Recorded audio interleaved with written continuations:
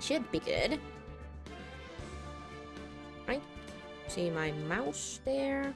I'm gonna put it here. Continue. Alright. Trials and Tribulations, Episode 2, The Stolen Turnabout, Part 4/1, Trial. Still can't believe we're the same episode. Sorry, Maya, you're gonna have to look shooked for a bit. Okay. We have the treasure exhibits poster. Pretty sure we don't need that anymore that much. We still have Amifa's golden statue. Calling card, camera data, the Shinshishito security camera photo. We got the blackmail letter. Written with a fountain pen found in Ron's room. We got Ron's wallet found in KP's security building at 1 AM the night of the crime. We have CEO office key card found in Ron's wallet, used on October 12th, the night of the crime at 1 AM. My god, boy, you have gotten yourself in really bad mess. Holy heck. Okay. Publicity photo, a shot of Mass Demasque striking a pose. That's just a fan thingamajig. We got Demasque's brooch, found in the shadow of Amifa's statue. Looks like it was torn off some clothing. Kane's autopsy report. Time of death. 10th of 12th at 1 AM. Cause cerebral hemorrhaging from a blunt trauma to the head. Bonked in the head, basically, I guess. Newspaper clipping about first heist. Guard in photo is Ron Delight. Yes, of course he is. This is what the post looks like. Then we got CEO office buzzer connected to the basement security guard office. There are no fingerprints on it, which indicates someone was wearing gloves while using this. Kane's list found on the table at the crime scene. Tier of Emanon jewel. There's all the pawns, basically, how much they make. Crown of Bangora. Left hand of Hades. Portrait of Megena. Yeah. Buzzer record. The buzzer went off once at 1 to 2 AM. 1:02 AM on October 12th in the CEO's office, which tracks Ron's testimony from Damascus' second heist on he was stealing and directed by blackmail letter. Hello Bob, welcome to the stream. Hope you're having a good Thursday.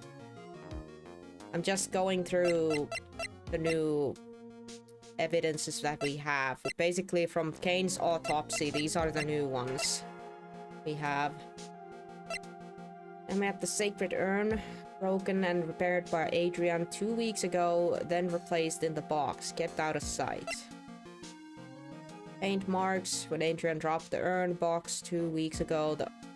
She also knocked over some paint.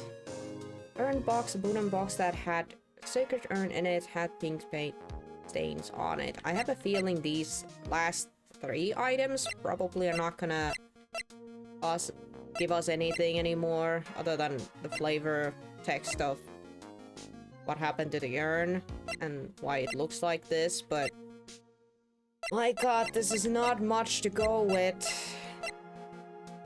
Our boy Ron is in deep shite. Be very ranked. Very rainy Thursday. Normally, as is. Yo.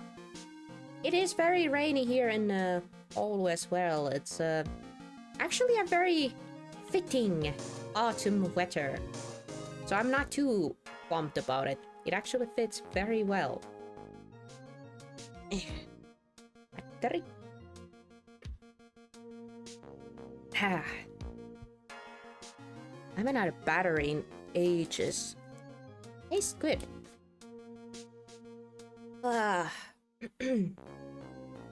I'm so happy. Limbo went to with the work crew today to Haaparanta and brought a lot of soda and some other goodies with him, so we're all set. Don't have to buy any soda for a long time. I'm really happy about that. I got my vanilla Coke. I love my vanilla Coke. That stuff is very expensive in Finland, so it's so nice to have a full set of it. Hello, Bacon. Welcome to the stream. Hope you're having a good Thursday. I was just talking about how Limbo got us some soda from Haaparanta, and this feels good to have some drinks in the freezer. Num. And he also brought some snacks. I actually have some here. Hold on, let me check what they were called, because it had a weird name. Hold on. Graham's Balls. Graham's Balls. Brush at the garden grill. Taste. Hold on, I want actually one. It's like a dried bread. Snacks. Little snacks. I like paprika and red onion. Like a grilled taste. Ow. Ow. Very crunchy. I'll just have one. Just one. Because they're good.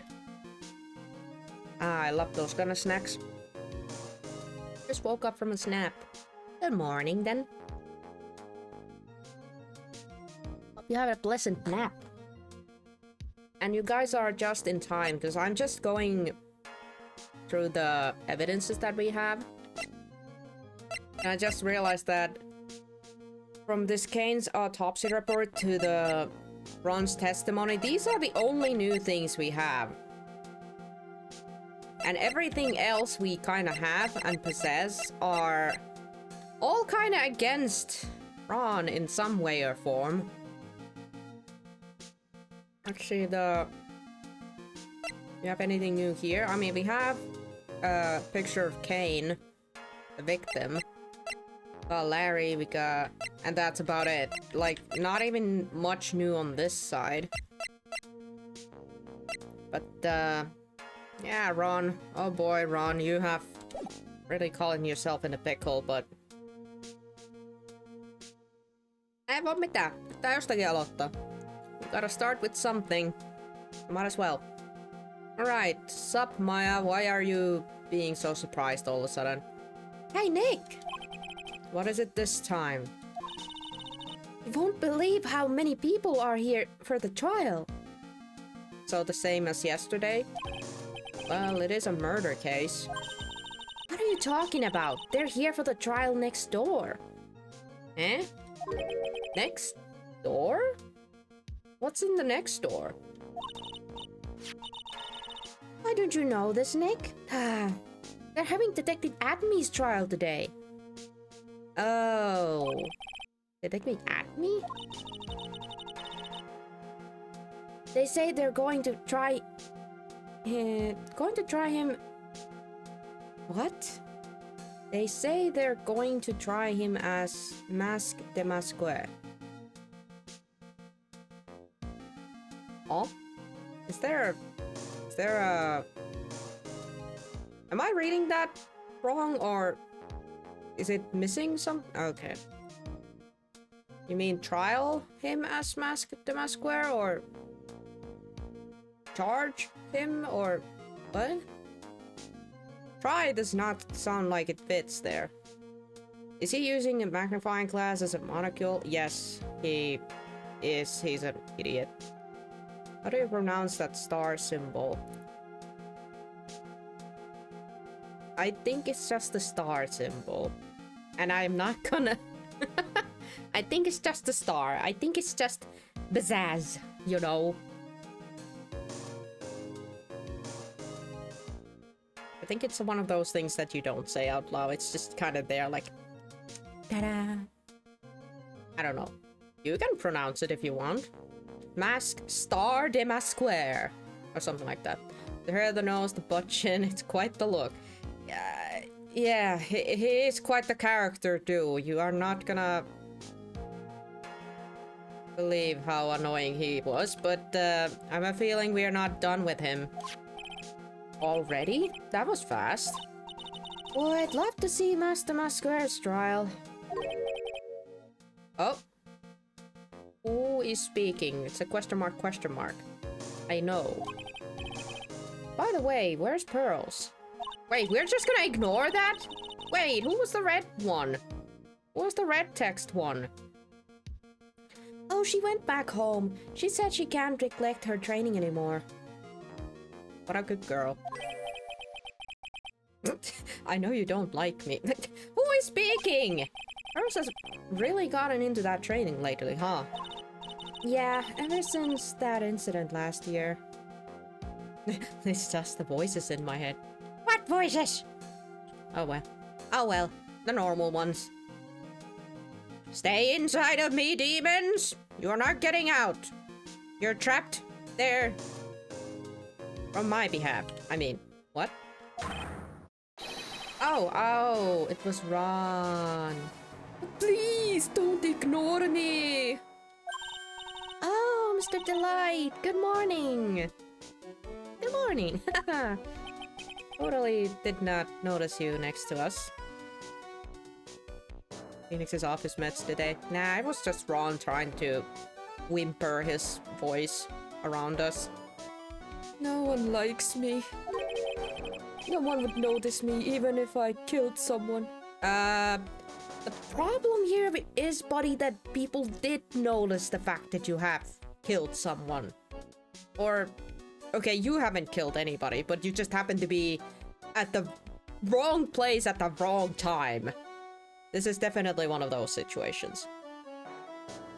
Ah, what did I miss? I forgot to check the Hello, Kisu. You are glad to know we just started, and I just did the recap and checked the evidences that we have.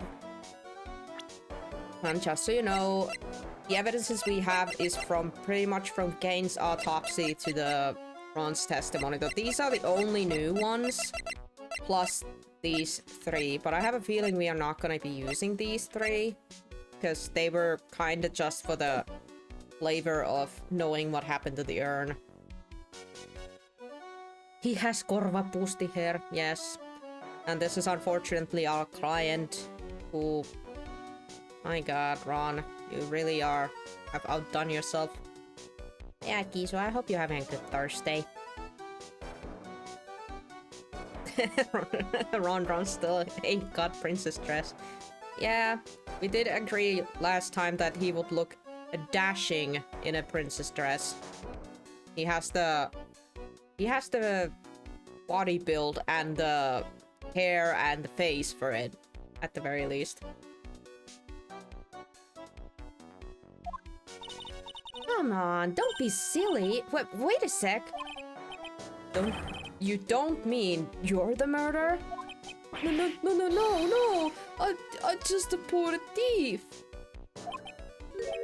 No, wait, that's not right. A thief can't really be poor.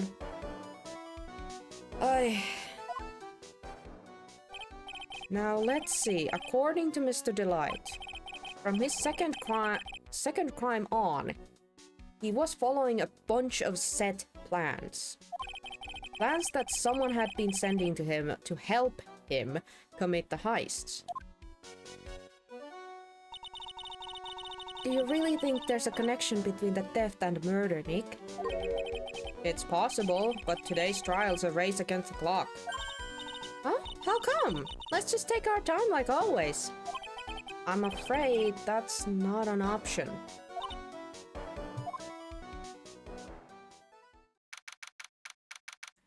I will lurk and have dinner now. Happy lurking, Bacon. Hope the dinner is good. Courtrooms! Sup, Godot? Court is now in session for the trial of Mr. Von Delight. The defense is ready, Your Honor. You're ready.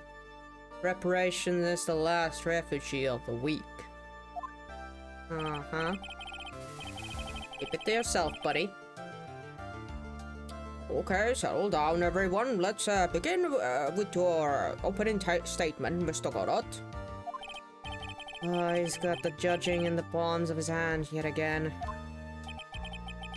Ron Delight is simply too young to be sent to war. That's all.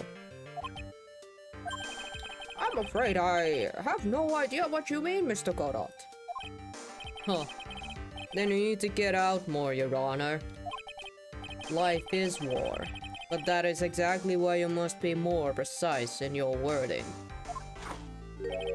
Who is giving him that coffee? That's all my statements means. You understand now, right? Well, yes. Well then, let's briefly summarize the details of this case. Well, the judge is taking charge like he knows what's going on for a change.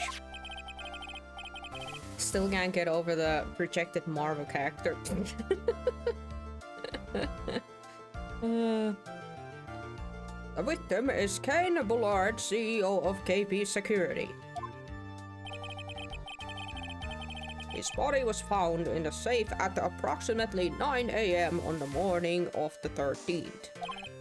However, the time of death was estimated at 1 AM of the previous day. And that's when our little lost kitten dropped the ball. That little lost kitten is, of course, the defendant. Wow, even Godot is calling Ron Kitty. Very well then, Mr. Godot, please call your first witness.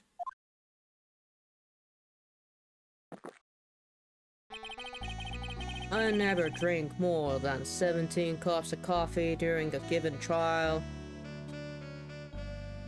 How are you alive? Anywho. But the first one is always the best. Mr. Godot, your witness. Okay then, let's hear what the defendant, Mr. Ron Delight, has to say for himself. The defendant? Well, Mr. Wright, does the defense have any objections? It may be a bit of a disadvantage having the defendant testify, but... I remember when Mia was defending me. She allowed me to testify so she could do the cross-examination. She put a lot of trust in me back then. We have no objections, Your Honor. The defense will allow Mr. Delight to testify. Huh. You got guts, tried. It's right. Please get it right. Alright then, Mr. Ron Delight, please take the stand.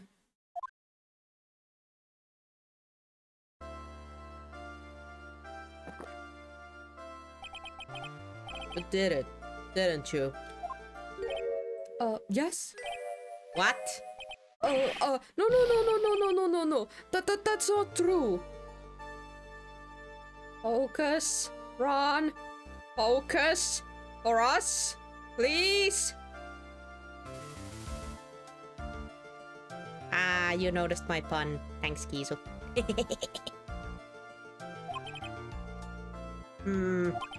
For a moment there, I thought we'd set the record for the shortest trial ever. Well, Mr. Delight already looks plenty guilty with that face he's making. And once he opens his big mouth, he'll probably put the last nail on his own coffin. Huh. Very well. Now then, can you tell me something? If you didn't kill Bullard, why did you go to the KP Security? Well, that's kind of hard to say. Boy, I wish I could go home. You can't go home yet, boy. Oh, then let's hear some testimony about what happened. My visit to KP Security. That evening, around 1 AM, I went to see Mr. Bullard in his office at KP Security. The blackmail letter I got, it ordered me to go there. been working for KP Security until a year ago, so I knew where his office was.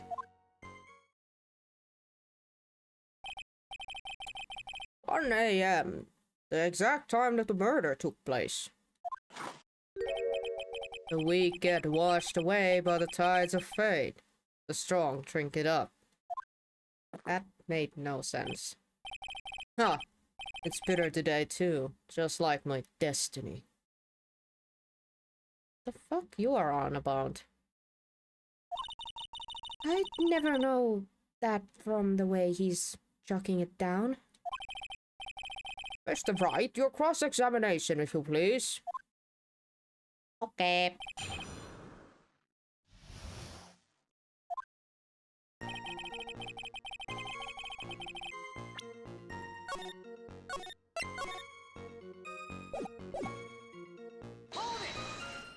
Let's begin. 1 a.m., huh? You're absolutely sure about that? Yes, that's what my watch said when I was entering the CEO office. No. Actually, I'm not really sure. My watch was slow and my internal clock was also a bit... 1 a.m., that's the exact time the victim, Mr. Bullard, was murdered, correct? It's too late for a coffee date, that's for sure.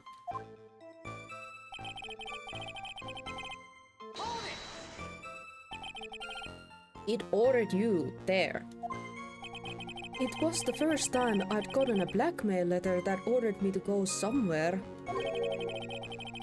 Does that mean you've gotten other blackmail letters too? Oh, of course. They'd say things like, steal this or take it. Why don't we save those for later, Mr. Delight? Please don't say anything more. Now, what should I do? Let's leave it for now. Can't press Ron too hard, it could ruin the case. I'll just take this one slowly. Wow, Nick, you kinda look like a politician planning on your next move. Let's press on other things first, and then we'll press on that. You used to be a security chief for KP Security, right? Yes, that's right. So security chief, you! And yet, a year ago, you were fired without a notice. Revenge for an old grudge? Oh, perfect motive for a murder, wouldn't you say? This isn't good. Maybe I should change the subject. Life after being fired. Why he was fired, don't say... Okay, why was he fired? Mr. Delight, please tell us why you were fired from your job. Well... The world is filled with those who have said, I wish I had never asked that. Okay then, but... Defendant, please answer the question. I needed money. You needed money? Well, you see, Desi loves to spend it. It's kind of her hobby. Not exactly the best hobby in the world, huh, Nick? My salary wasn't nearly enough. So I stole data from the company. Oi, vittu, Ron. Oi. What compels you to say this stuff in court? Do you have no sense of, like, self-protect or some... you dingus. Come again? KP Security has a lot of security info on all sorts of companies. And since I was a security team chief... You stole some data and sold it. Mr. Bullard found out I was fired immediately. What? I wish I had never asked that. Well, now we know why. I was somehow able to keep it secret and made it seem like I had quit on my own. What is it, Nick? You don't look so good. You think I don't look so good, Maya? What good are you next to me? I'm sorry, Maya, but I'm getting kind of sick and tired. Are you actually gonna be useful next to me? Or are you gonna, like, actually pinpoint some smart things out, okay? Someone who brings harm to their company is fired as a punishment. You do well to remember that. He sure told you. Thanks. Admit that you stole data from your company, is that correct? Yes, I'm sorry. This is a very important fact. Please add it into your testimony. Oh man, this whole thing just took a big turn for the worst. Crashed and blew up. It's gonna take the jaws of life to rip this case from the clutches of disaster. You're telling me.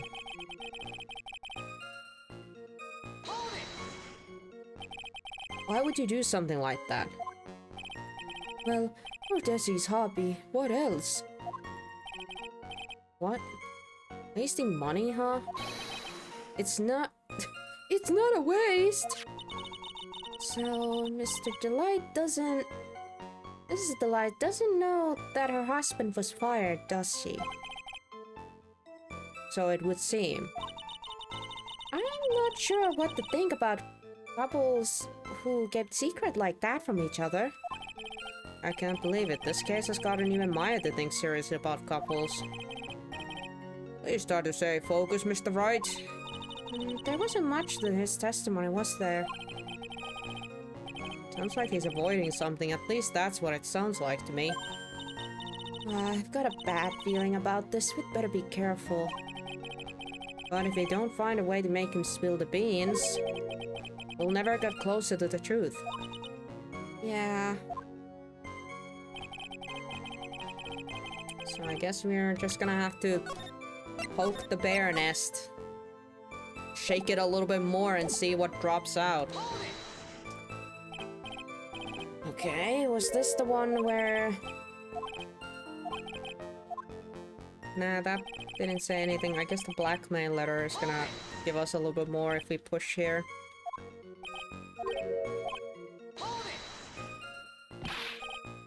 Yeah, okay, this part. Press harder. Okay, time to dig us a bigger hole. So what did the blackmail letter in question say?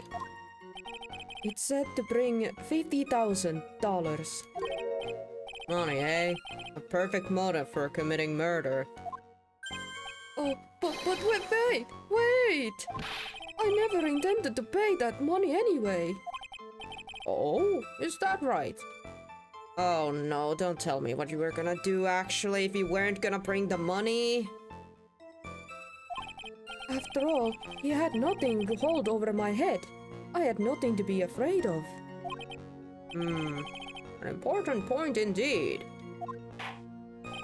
Witness, let's have that added to your testimony. Yes, sir. Huh. A muddy mud skipper in an outer space has a better chance of surviving than I do.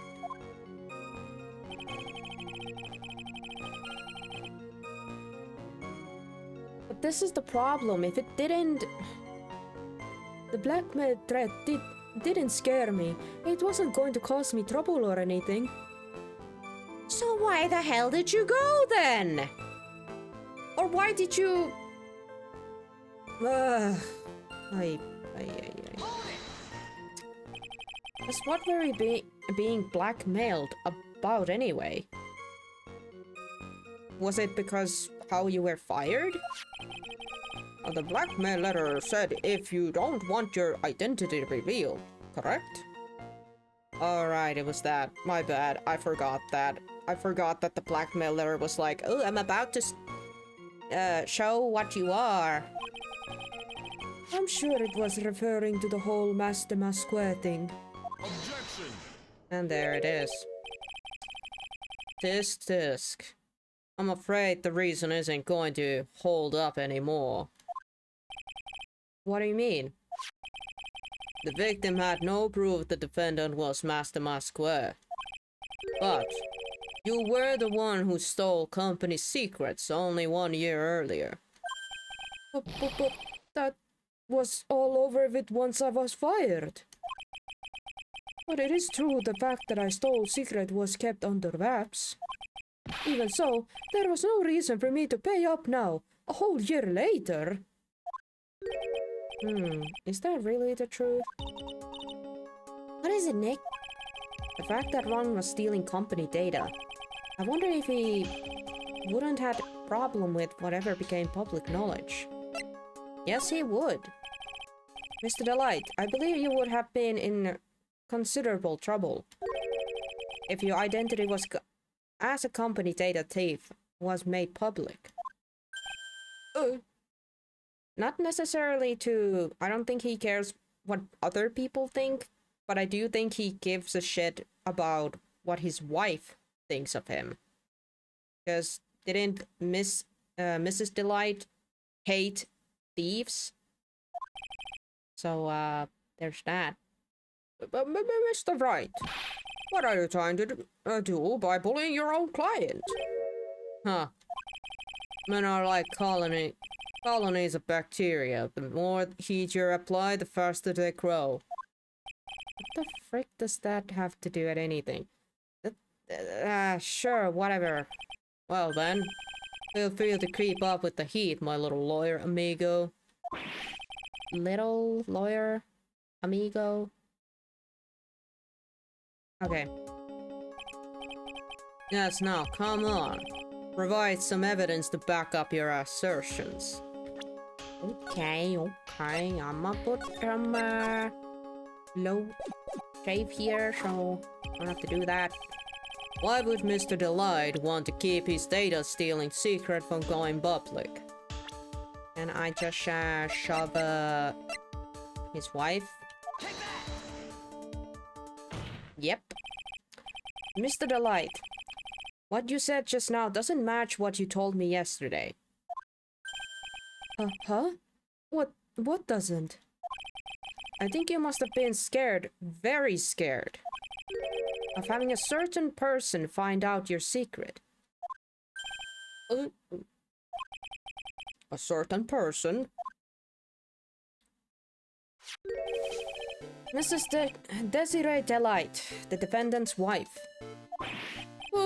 But I... Listen to me, my Desi, she's... Looks like if I just sit back and relax, the fun will end before it truly begins. Godot, shut up. Yes, we know. It was all your wife's fault. Yeah, but fault. What do you mean? Mrs. Delight stole company data to pay for his wife's...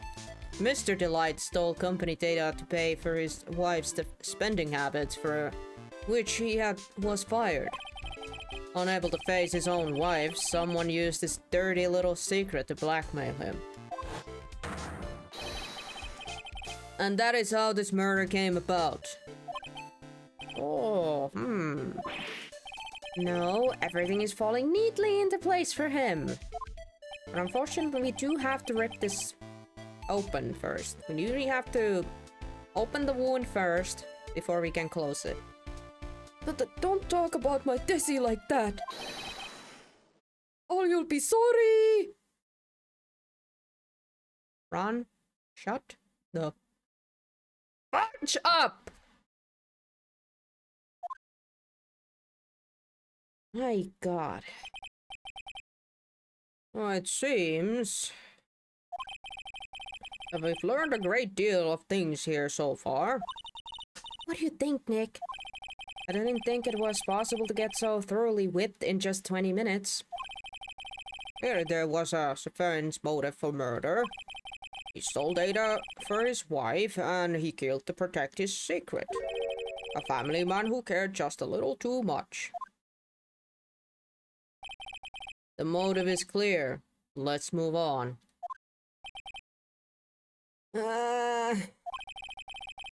What happened at the crime scene at 1 in the morning, Mr. Delight? Come now, tell us.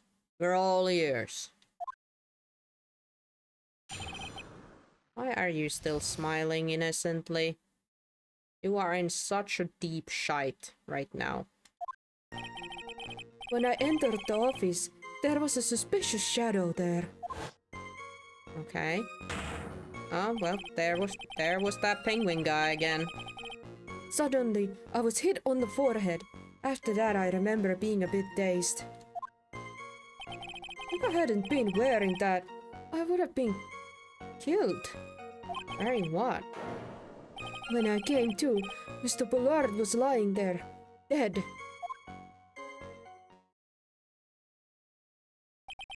I see. Suddenly hit on the forehead, huh? I believe the detective from yesterday provided similar testimony. He said that Master Masquer struck him on the head from behind.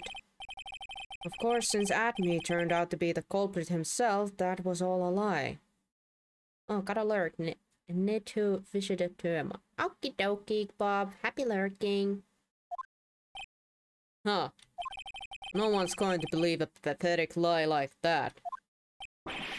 What are you saying? I really was attacked. We'll find out if what you say is true or not during the cross-examination. Got that, Mr. Tried? Don't go easy just because he's your client. If I see any sign that you are, I'll treat you to another cup of my special blend. Stop throwing hot coffee at people. That is a crime. Please, do not. Also, it's a waste of coffee. So how dare you?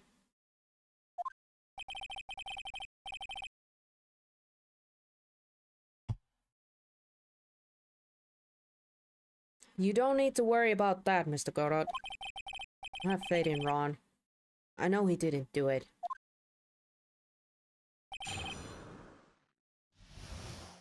We have faith in the baby girl, or whatever his nickname was.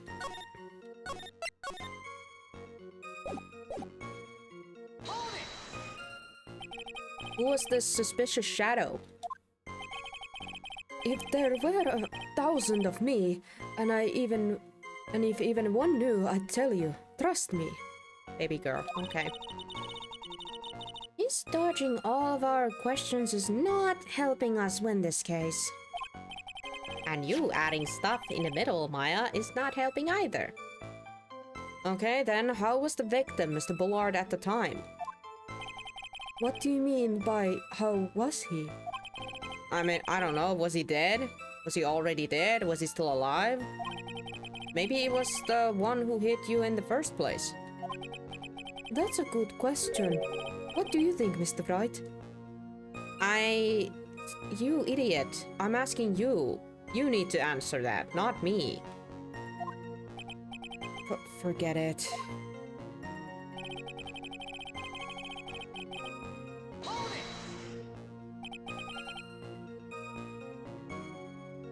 Your forehead? Yes, I was hit on the forehead as soon as I entered the room. It was an amazingly fast and powerful attack. Do you remember anything about who hit you? Well, like I said, it was a fast and powerful hit. So I think I was a little dazed for a while. I don't think Mr. Delight even grasped what you were asking. Yeah, I'd like to show him a fast and a powerful attack myself. Maybe that would knock some sense back into him.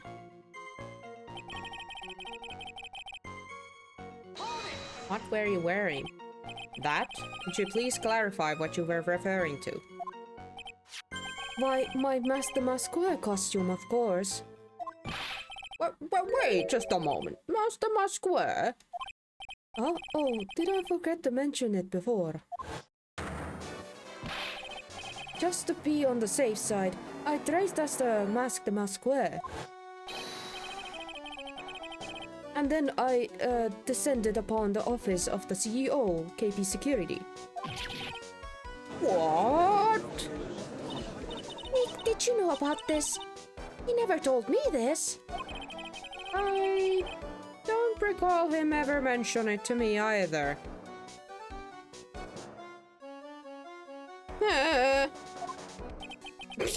Even Godot is like, what the frick? No. Even I didn't know that. It seems our little friend really loves to keep secrets.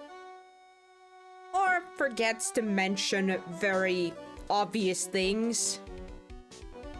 That would be obvious for everybody else, but apparently not to him. Oh, I'm sorry. I just never had a chance to mention it up until now. Wait. That's not right. You know how sometimes things just slip your mind and Huh. My sixth cup of coffee is staring up at me coldly. At any rate, we can't ignore this new piece of information. Witness, please correct your testimony.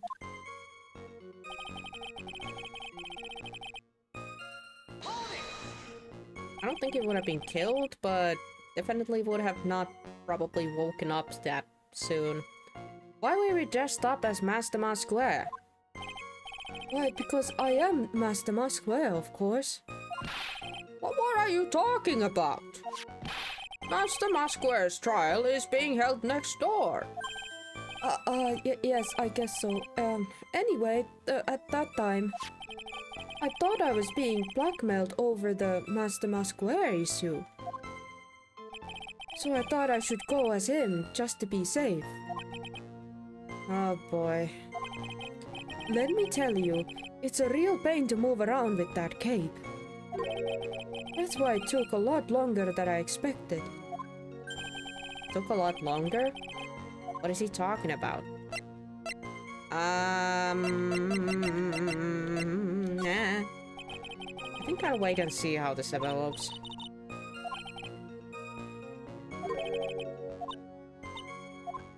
Let's see what he says in other places.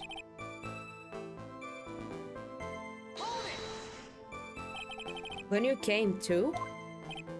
Yes, I was passed out in the corner of the room.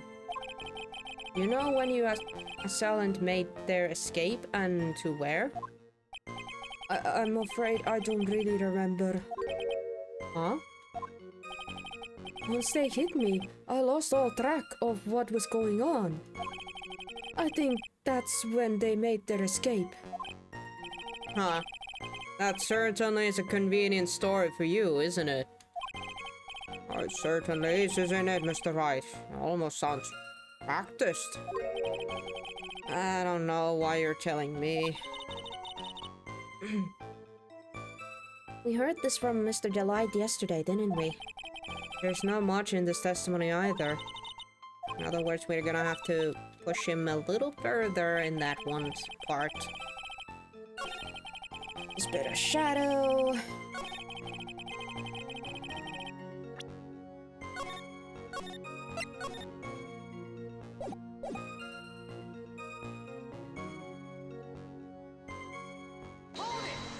Press here again.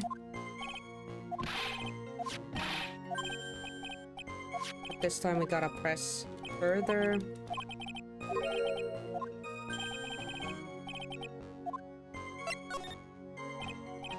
What do you mean by took a lot longer? Oh, opening the safe, of course. Alright, now he's about to tell that he shoved the body in there. Oh, shit. My cape got caught on the safe door, you see. This all happened when I was hiding Mr. Bullard's body.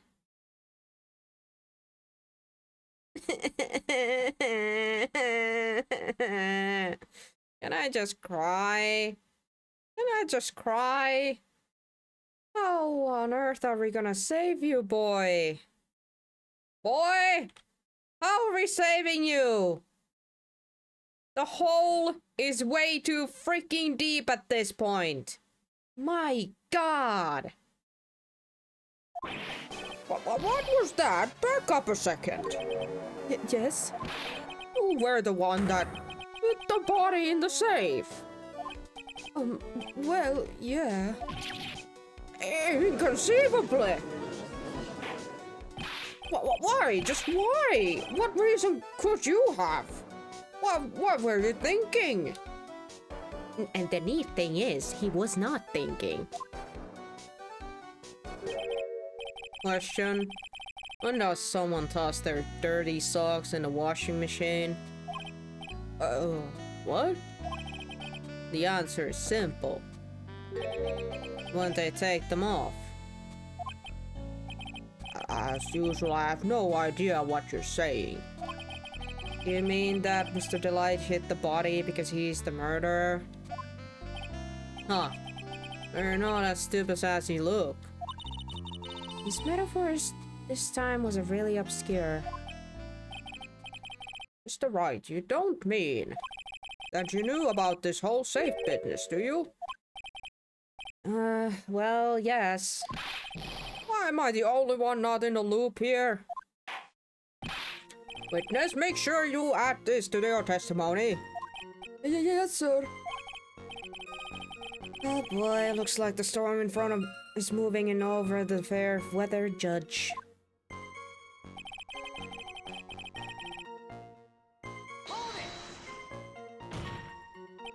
Why did you hide the body in the safe anyway? Well, because it wouldn't fit in the drawer. Eikö mahtunut? Eikö mahtunut sinne, niin piti tunkea toiseen paikkaan. Vai joku? Well, that's not exactly what I meant. When I saw the corpse, I kinda lost it. I thought, if they find this corpse, they'll think I did it. I think you had a simpler reason for that than that. It's because you killed him. That's why you spent 10 minutes hiding the body. That certainly makes more sense. Hold on. 10 minutes? What is it, Nick? I just had a thought. Under those circumstances, would you normally try to hide the body? And spend 10 whole minutes to do it? Under those circumstances? What circumstances? Oh! Hey, Nick, if you think his behavior was so strange, why don't you present some evidence that would show just what those circumstances were? That's it, I'll take a look at a court record and present some evidence.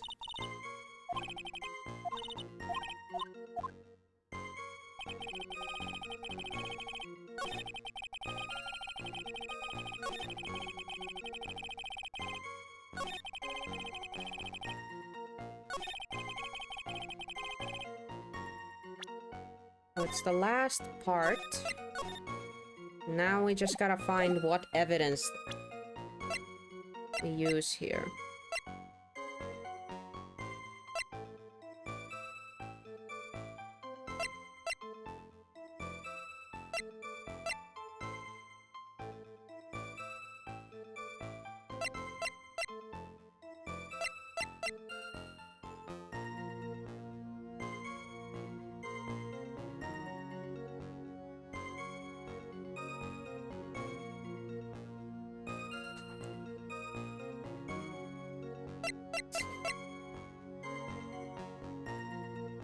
Blunt trauma to the head.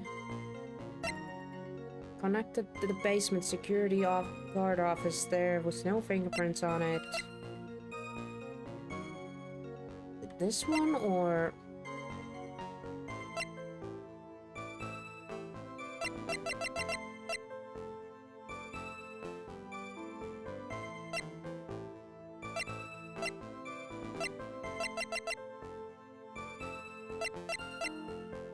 Is it the buzzer record?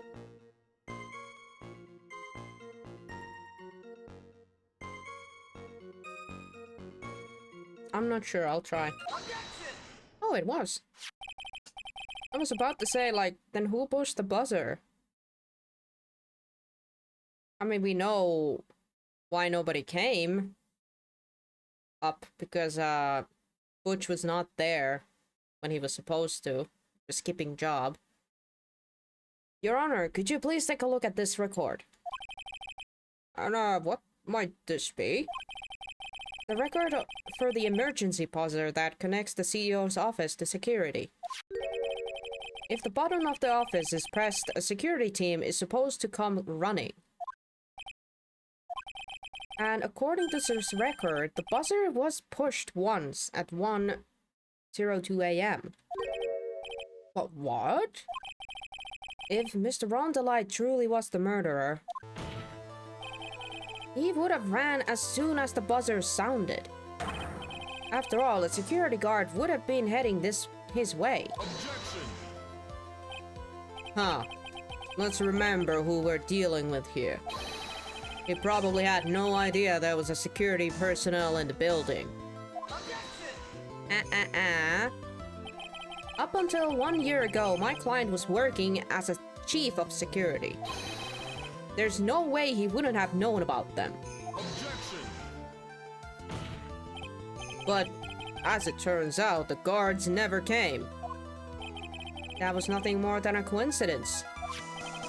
The fact that the guard was a pathetic loser who had just gotten punched in the face by his ex-new boyfriend and wasn't anywhere in the vicinity was not something Mr. Delight could have known.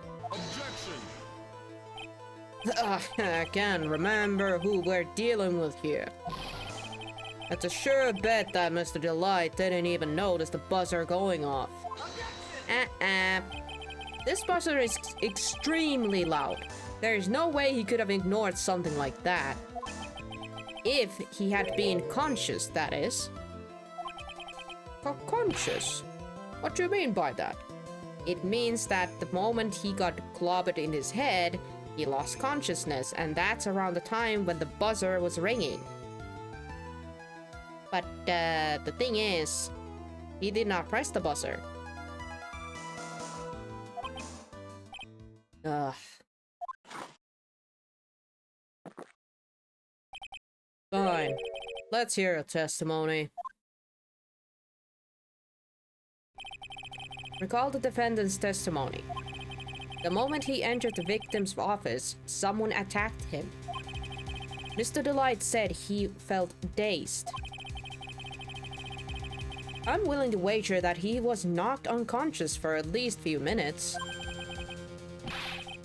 Unconscious? So he fainted. That's why Mr. Delight didn't know that the buzzer had sounded. And that's why he thought he had time to hide the body. So what are you trying to say? Mr. Delight was knocked out and the buzzer went off soon afterwards. Now, unless my client was able to hit the buzzer while he was unconscious, it can only mean that there was another person in that room. That's right, whoever it was, they knocked out Ron Delight and then pressed the buzzer. Order in the court, Mr. Wright. This is... Objection! This is preposterous. It was this kid. Ron Delight is the one who killed Cain Ballard. No, he did not. Then who pressed the buzzer? It was... the victim, of course. He pressed the buzzer when the defendant attacked him. He didn't die right away. He must have held on long enough to push that button. No, that's not possible. So Cain Ballard sounded the buzzer himself. What is your opinion on this, Mr. Wright? I need to prove that the real the real criminal was there at the scene, but how? Can I prove that it wasn't Cain Ballard who sounded the buzzer? I can prove it. The defense opinion is this, Your Honor. This piece of evidence proves that it wasn't the victim who sounded the buzzer.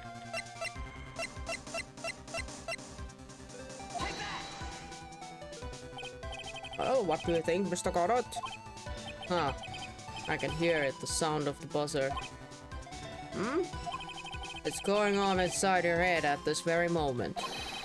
The emergency buzzer of your heart. Is it really? Maybe just a little? What? It wasn't that? Oh, I thought it was that. What the frick? This piece of evidence proves that it wasn't the victim who sounded the buzzer. I thought it was the autopsy report. It says, like, what killed the guy, so... What the frick? Oh, I guess the next thing is showing off the buzzer itself, because it doesn't have fingerprints. Yeah, okay, it was the buzzer. I'll take the damage for that. I believe this is a piece of what the fuck is that word? Incontrovertible. Wow, that's a word. That is a word. Dang, that is a word. Hold on. I believe this is a piece of introvertible evidence you were looking for. Damn, that's a long word. Not quite sure what it means, but I can guess what it means in this concept. But the emergency buzzer? Is there some kind of a clue on it? Absolutely not. Hey, come now. At least give some thought what you say before opening your mouth. The fact that there are absolutely no clues itself the clue. I'm the one who's clueless. This button has no fingerprints on it. If Mr. Bullard had really pressed it himself, naturally he would have left his fingerprints behind. But there wasn't fingerprints because someone pressed that buzzer who was wearing gloves. And who's wearing gloves? Well, the penguin guy at me.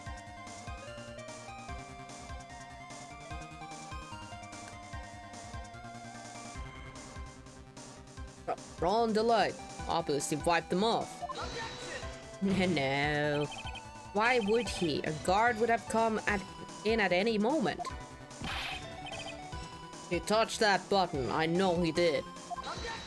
Stop yabbering like a child. The defendant, Mr. Delight, was dressed as Master Masquer.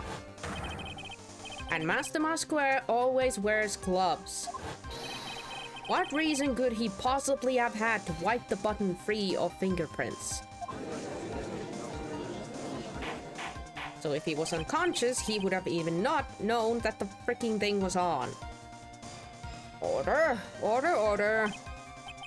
Huh, we'll see him. I've been forced to eat a crow. What a blend number crow flavored coffees. You have absolutely nothing important to add, Maya. Please.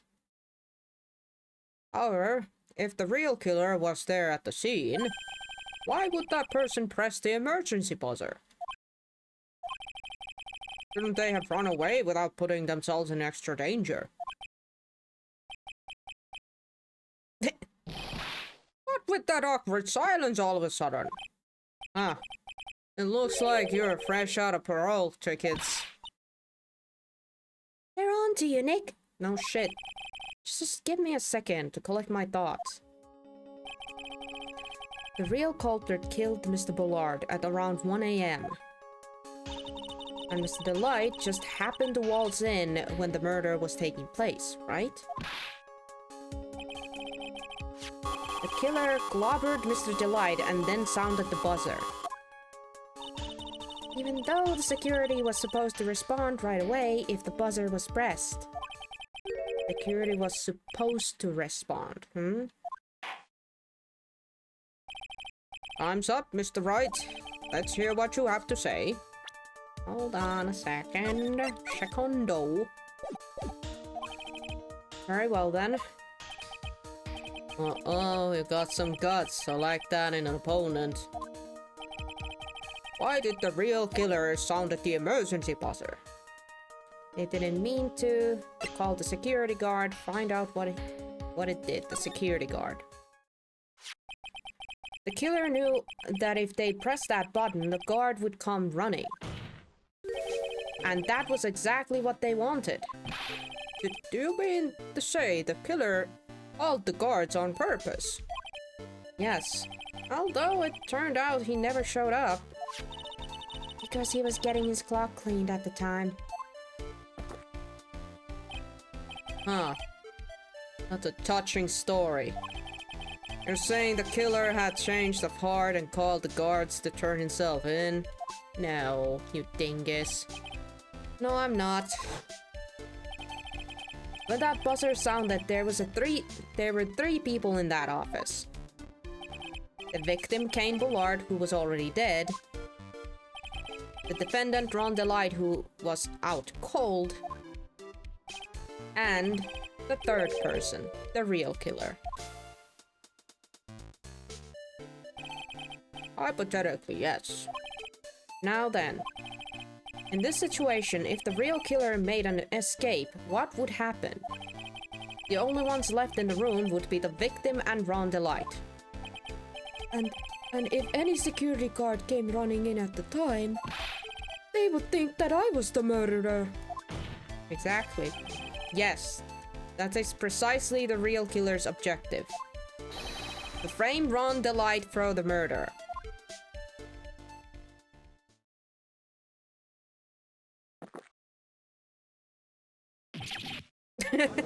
He took his time, sipped the coffee, and then spit it out. Order! Order! Order! Huh, it would seem I've been made to eat my words once again. Actually been made to do a spit take with a cup of coffee. Mr. Wright, who was it? Who was it that tried to frame me? Wait. Wait a second. I'm the one and only Master Masquer, so... Nick, you mean the real killer is... We're going to drag that person here right now. But who is it? Oh my goodness, use your brain a little bit. I don't have any solid proof yet, but think about it. The killer knew Mr. Delight's identity, and they also knew that he had been called to KP security that night. So the killer used him to execute the well-crafted plan to murder Kane Bullard. Now then, let's hear your accusations, Mr. Wright. Who was it that framed Mr. Ron Delight for the murder of Kane Bullard? Come here, you penguin-ass face. Detective, look at me. He's the only one who could have done it. The Ace detective? Look at me? You mean Master Masquer did it? Your Honor, the person being tried in the court next to us is not Master Masquer at all. He is, in actuality, the true murderer of the Kane Bullard. And this is how we turn the tide. Order, order, Mr. Wright! Explain yourself. Theft and murder. Which is more serious crime? They're not even close. Murder is more serious crime, of course. It's a capital crime subject of capital punishment. Please remember the trial from yesterday, if you would. When Look at Me confessed, there was a huge commotion in the courtroom. Of course, a famous detective was unmasked as well as Master Masquer. Instead of being convicted of murder, he was found guilty on a grand lency. That was his true objective all along. To be found guilty. Master Masquer had the perfect alibi for when the murder took place. He was stealing the urn of Lordy Taylor. In other words, being found guilty as Master Masquer was Look at Me's airtight, watertight, and unsalvable alibi. A guilty verdict as an alibi. Yeah, because you go to prison for thievery, but then you will get out. But for murder, you might never get out. You know, it's almost time. For what? For Look at Me's verdict? It was a pretty simple trial, after all. If we're going to stop this trial and stall that one, we need to do it now. Of course, that's assuming you have proof that the detective was the one who committed the murder. Mr. Look at Me's trial has indeed attracted the attention of the entire country. If we were to intrude and fail to provide adequate proof of his true crime, Mr. Delight would be left with no ground for appeal. Am I really sure about this? I mean... Huh. I bet only good when your life's in the ante. Mr. Wright, I believe in you. Mr. Delight. So please. I'm begging you. Thanks, but my decision will determine the rest of your life. Can I really risk your life like this? Whoa! Flashbang of Mia. Phoenix? What was that? Don't stray, Phoenix. For your client, take the path of truth. That voice sounded like... Mia? Your Honor, the defense requests an immediate recess. Huh. So that's your answer, huh? Very well, if decided as well. This court will now take a 20-minute recess. Mr. Wright, when we return, please summon Mr. Look at Me to the stand. Yes, Your Honor.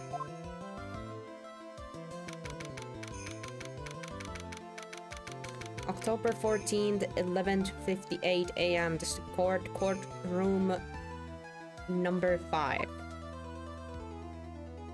Meanwhile, in the other room... Well, sir, Detective at me. Oh no, don't laugh. I have to say, Mr. Payne, you performed splendidly. Oh no, sir, Detective at me, you were the one who... Wow, that's a different... Wow. That is so weird to see a different judge. That is enough. This court sees no reason to further prolong the trial. This court finds the defendant Look at Me. Stop. Hold it. Wait. Don't hand down your verdict yet, please. Well, sir lawyer, welcome to my courtroom. Who is this hoe, sir? My name is Phoenix Wright, attorney at law. And I wish to file an accusation against this man. Look at me. Accusation? You accused Master Masquer? That man is not Master Masquer. He's just a ruthless murderer. What?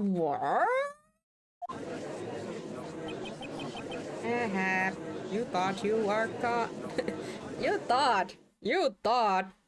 We got you. To be continued. Still to be continued? Yikes. Oh, we came just in time in there, too. Save it on both sides. We're good. October 14th, 12:14, District Court, Defendant Lobby number 4. My sis? I could have sworn I heard Mia's voice. So then she's still alive inside your heart? I mean, would be much more useful if you would channel her, you know?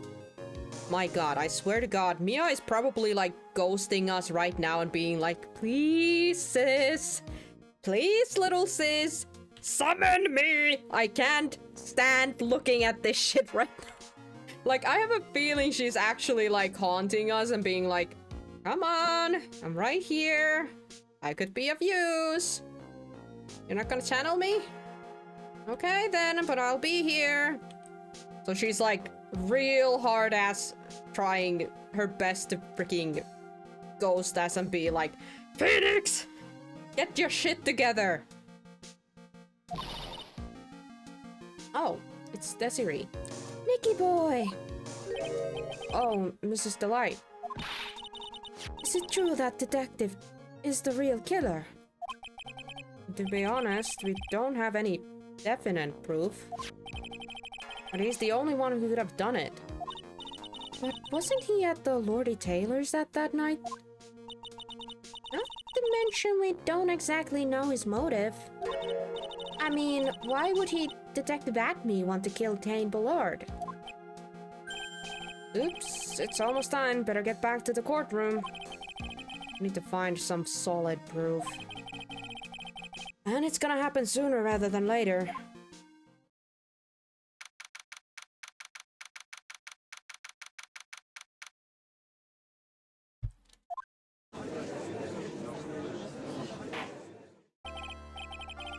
Now then, this court is back in session. Mr. Look at me, please stand to stand. Take the stand. I know how to speak. Very well, how do you do, Sir Lawyer? I really wish that I didn't have to make your voice anymore, but here we are. I never would have thought to see you acting so recklessly. I couldn't let them hand down your verdict just yet. Not even it would have given you your perfect alibi. An alibi by the name of Master Masquer. I'm sorry, I'm afraid even the great Look at Me has no idea what you mean. Of course, I have been in the next courtroom ever since 10 o'clock this morning. I'm afraid there's no way I could have known what's been going on in here. You've been in the defendant's seat all day long, correct? Being tried as a Master Masquer. Indeed, it's truly child's play to fool the ignorant masses.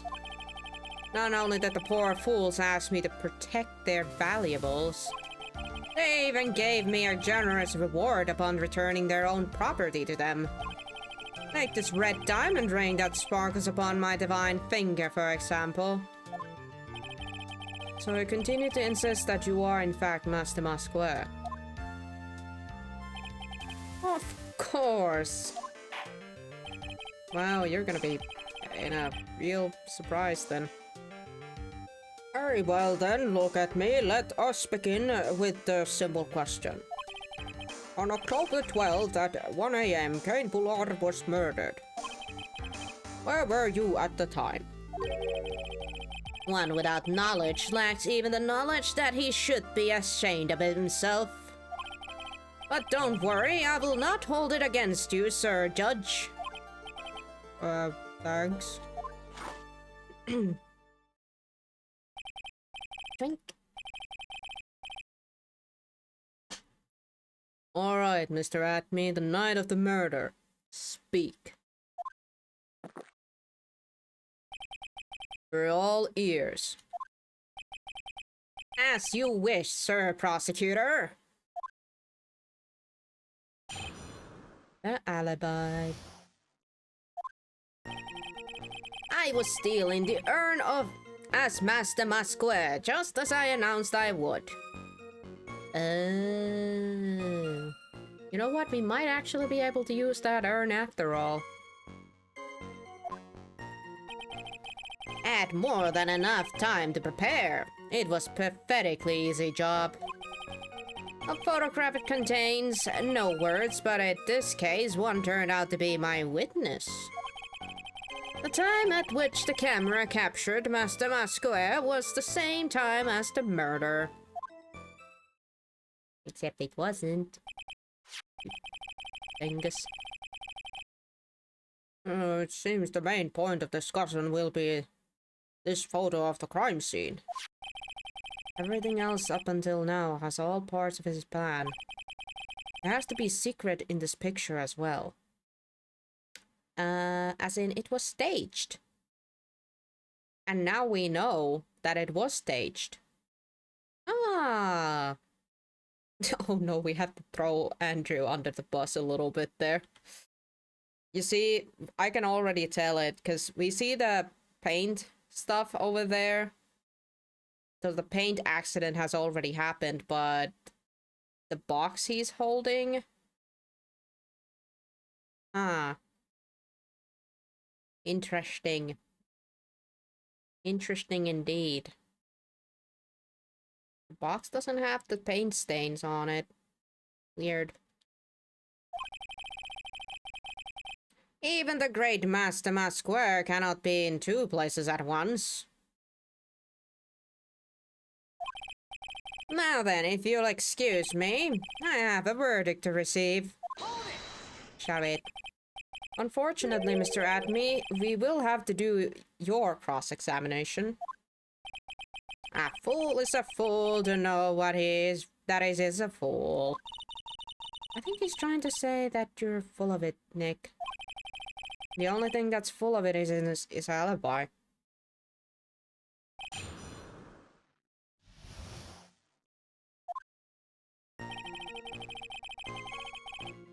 I think that has been the closest of Maya being almost able to swear.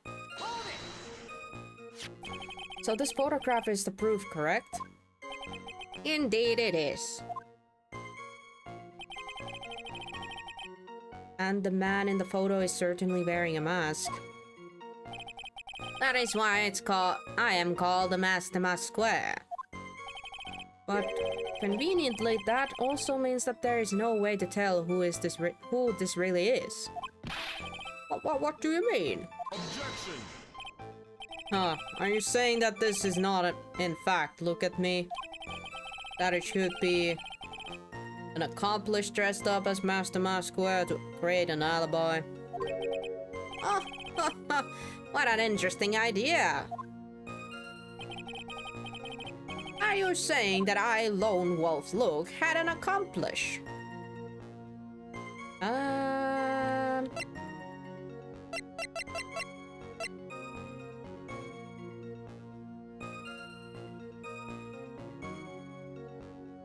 I don't know, actually. I'm gonna give it up here. If Look at Me was at the KP security during the murder, then the Master Masquerade in this picture has to be a fake. And there really was an accomplice. But right now I have no idea who it was. I don't have any idea right now either. Baseless objections are just what the guy wants. There's got to be another way, and I'm going to find it. Because, you know, he could have faked that photo somehow, like took it sooner or something. I believe Adrian Andrews hired you at the one point. That's right, that was over 20 days ago, if I'm not mistaken. Hold on a bit. You sent the calling card to Lordy Taylor 10 days before the heist. That would mean you sent out the card after you began your security watch, right? Indeed, there was no reason why I couldn't do both jobs at once. It was the perfect opportunity to steal my latest target. I see, so you truly are evil, aren't you? Yes, evil is what I am. Hey Nick, isn't there something odd about this? Detective Acme was always proud of his ace detective skills, right? But if the urn was stolen from Lordy Taylor while he was the only one watching it, he'd had no way to maintain his perfect ace detective persona. You know, that's true. It's kind of odd. So in other words, that part might be important to press on later. So by photograph, you mean this piece of evidence here? Is that correct? Indeed it is. That is it. The very thing that proves I committed the crime. The very thing that proves you committed the crime. When you think about it, it's really odd. You say that almost as if you had this picture taken on purpose. Objection! He was simply caught by the very camera that he had set up. Yeah, that's stupid. We all have days like that. Indeed, it turned out that there was no such thing as a perfect time after all. Life is truly an ironic thing, a sad blue melody. It looks like I'd better gather more information for now. If he truly is the killer, there got to be something phony in that photo.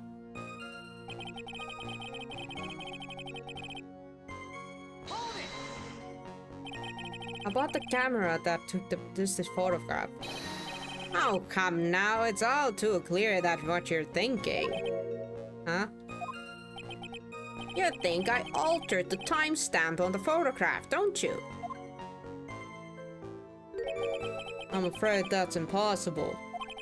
The camera was set up by Lordy Taylor, and on top of that, it was Lordy Taylor's staff that printed that picture's data. Unfortunately for the defense, there's no way that picture could have been altered. Oh, see. It looks like we'd better find something else that could be suspicious.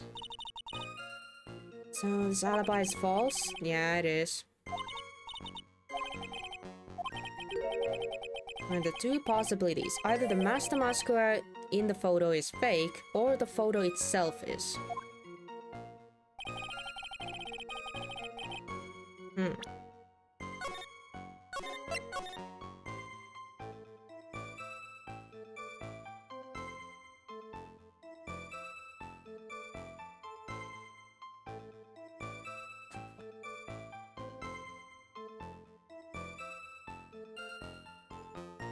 So, I'm cooking up a theory here. He could have had an accomplice, and the accomplice might have been the guy who died, you know? He could be the accomplice, because then, you know, because the camera was set by the Lordy Taylor, so, they could have done it. And who else could have done something to that photo? No one else but a head of the freaking place, I guess. But that doesn't quite...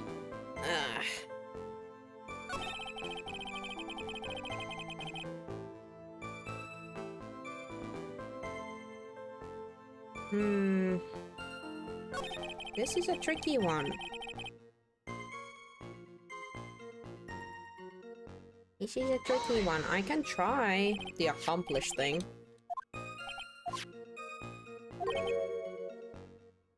After you became the security watch.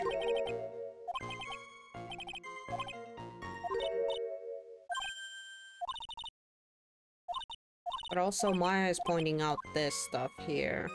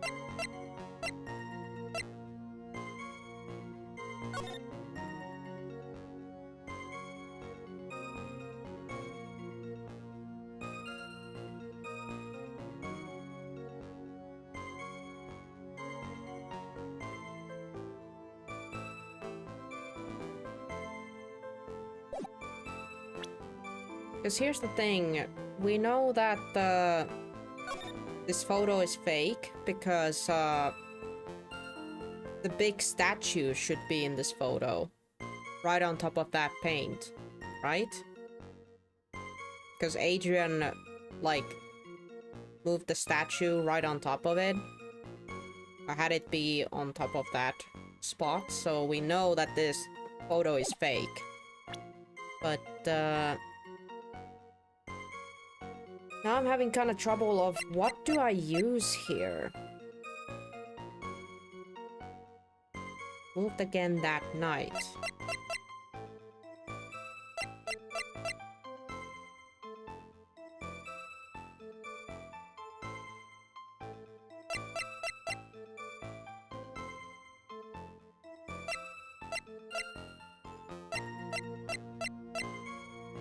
I am... My god, hold on. My brain is kind of frying up here. Hold on. What do we need right now?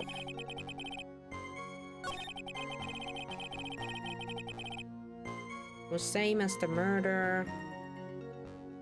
We start with this. Because he claims that the murder took place at the same time.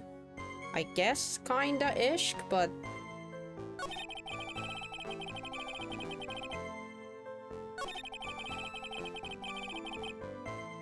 Had more than enough time to prepare. It was perfectly easy.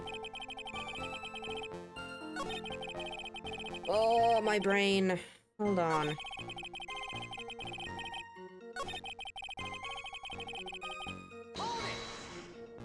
So in this one... was over 20 days ago. Calling card 10 days before heist. After you began your security watch.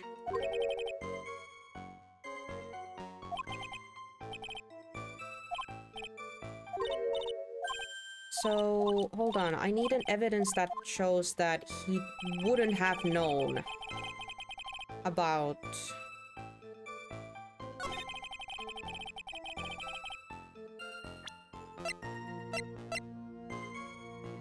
I'm gonna prepared by Adrian 2 weeks ago, then it replaced in the box, kept out of sight. Dropped the urn box 2 weeks ago. She also knocked over some paint.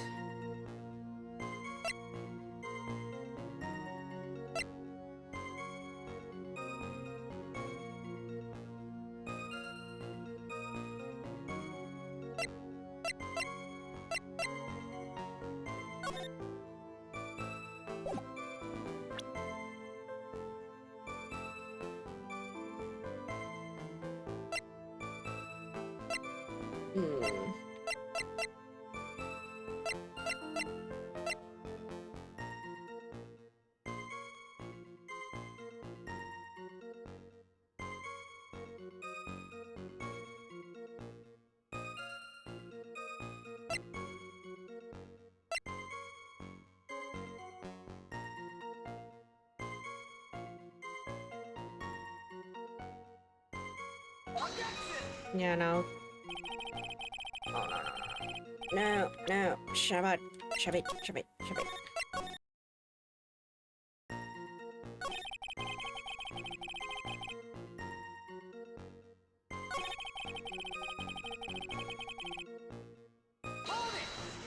Okay, let's... if everything's correct. Good thing.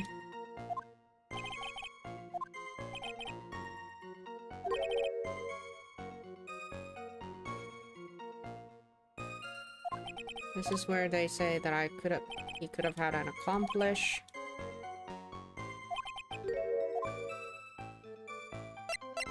And there's something funny about this picture. You bet there is. Are you implying that this picture is fake? You bet I am. There's definitely something strange about this picture.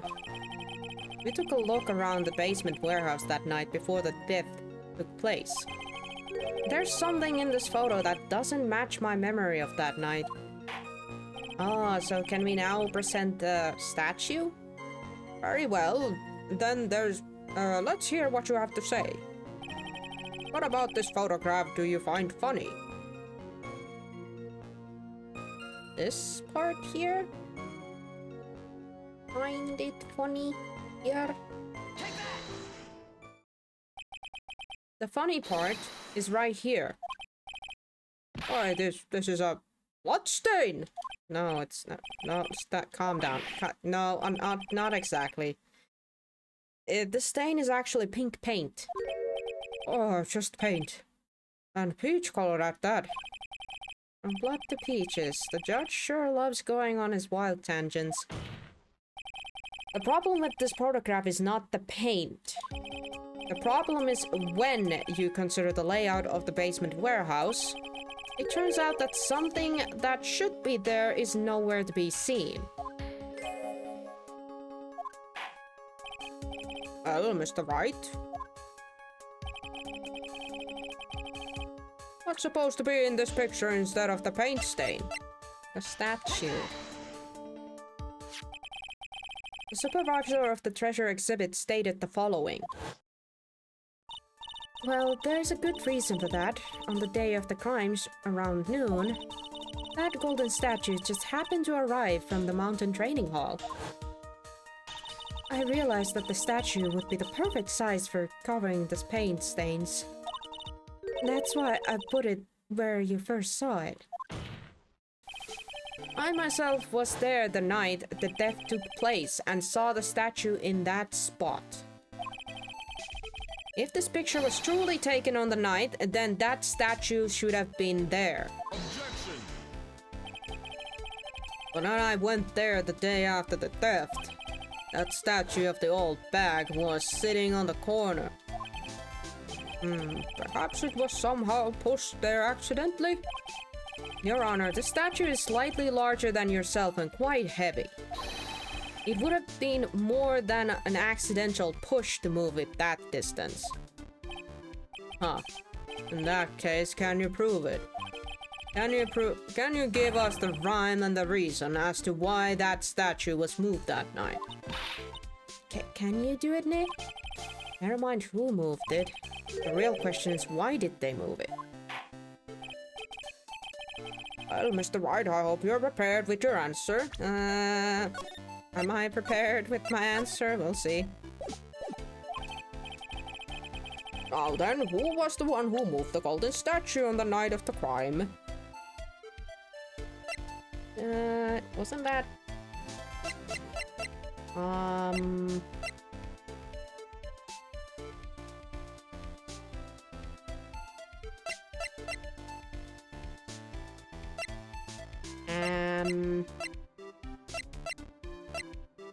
Hold on, my brain fried. Because if I...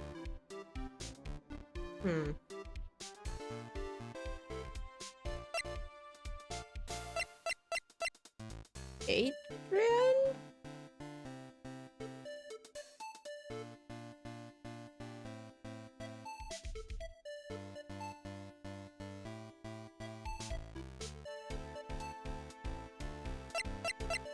Wait, hold on. Was it Atme or Adrian?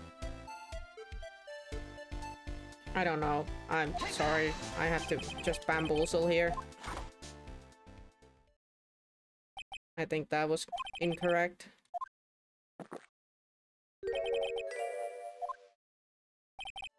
Yeah, figured.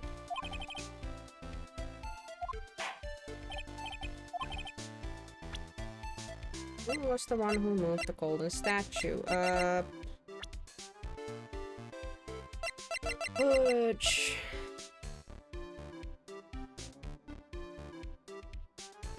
Atme? Okay, it was Atme. My bad. Now, Sir Lawyer, there you go again, on one of your strange delusions. Mr. Wright, what basis do you have for your strange delusions? It's very simple. The witness was the only one in the basement warehouse that night. That is indeed very simple. However, why would I want to move a heavy golden statue?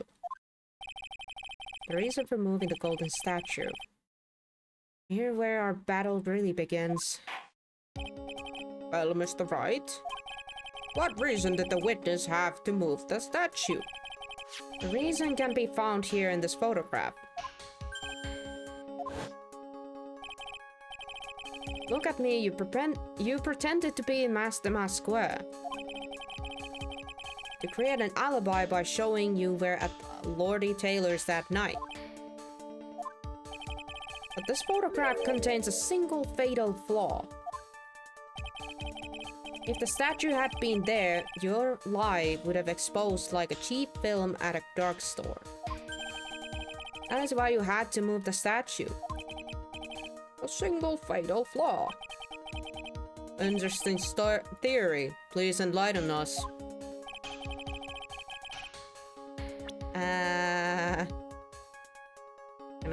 Oh shit, I can't. Frick. M.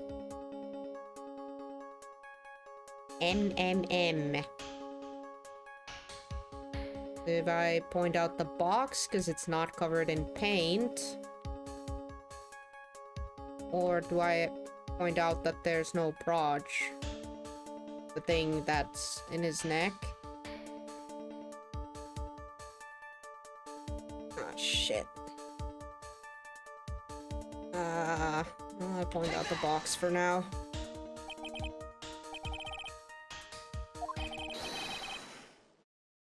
Are you saying that this Master Masque is fake? You know, I really wish you had started acting more responsibly. Huh? The current question is, why was the golden statue moved? So what possibly connection could there be with Master Masque's identity? Aye, okay. Ow! Fine, I'll take that punishment. I guess I'll have to point out this freaking thing here. Take that!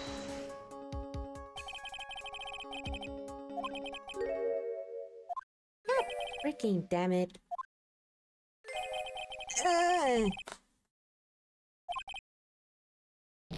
Alright, that's it. Give me back my health. Give me back my health. Give it back.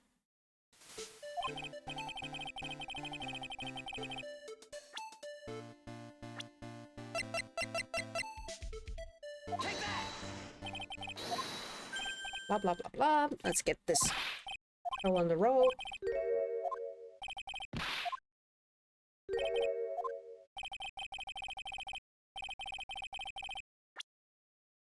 This time I'll save before getting into that. Reason can be found in this photo. Look at me, you presented the Master Master with a great alibi by showing you were at Lord Taylor's at the night. This photograph contains a single fatal flaw. Can I point out the time?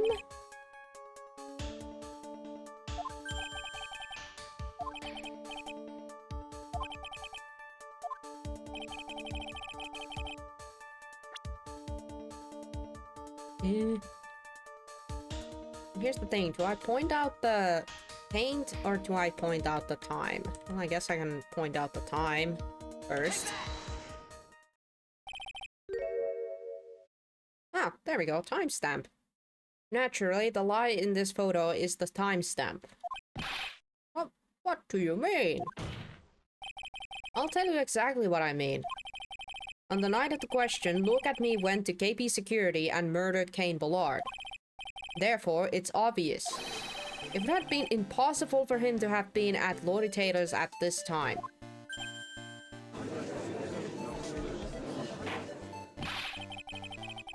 What does that have to do with the statue being moved? Remember, if you will, Your Honor, when was the statue placed beside the warehouse door? Well, the statue was taken down to the warehouse on the day of the crime. And it was placed there in order to cover up the paint. Exactly. Look at Me had already decided on the time when he was going to kill the victim. And so, in order to create an alibi for the time, he took this picture days before the murder took place. What the... Of course, that statue hadn't yet been brought down to the basement warehouse yet. Oh, so on the day of the crime, Mr. Atme must have been quite nervous. As nervous as a long-tailed cat in a rocking chair factory, so to speak. Why? Because something that wasn't supposed to be there had been brought down and placed where it wasn't supposed to be. And that is why Look at Me had to move the statue on the night of the murder. He did it to make the room match with the way it had been in this photo. Yeah! Order, Mr. Atme, is this true? One moment, Your Honor. Have you forgotten this? What's that? The data for the basement warehouse computer. According to this, the camera did indeed go off on the night of the crime. It's true that the camera had been set up by the Lord Taylor's staff. However, the program used to manage that data was yours. That alone would have allowed you to tamper with the data. Oh no! Order, Mr. Goddard. What is the meaning of this?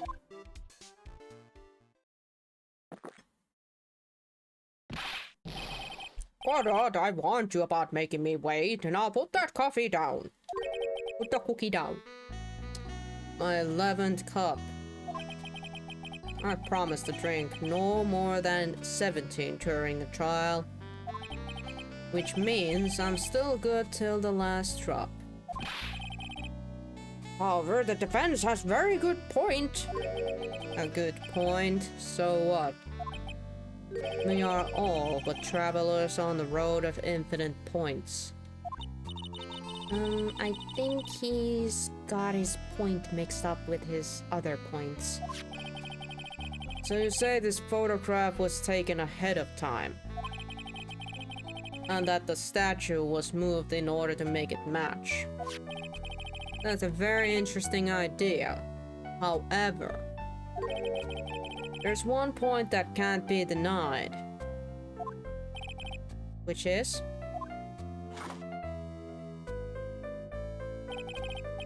That it isn't only possibility.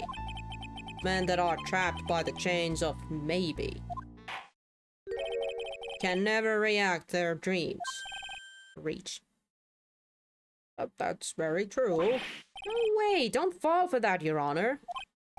Hey, Mr. Damasque. Yes? Is there no funny business in your actions at Master Damasque? There should be no problem with your telling us your strategy. So, let's hear it. Oh yes, please provide this court with your testimony about your plans to steal the sacred urn. Oish. The sacred urn heist. And this is where we are gonna bust him out because, well, yeah.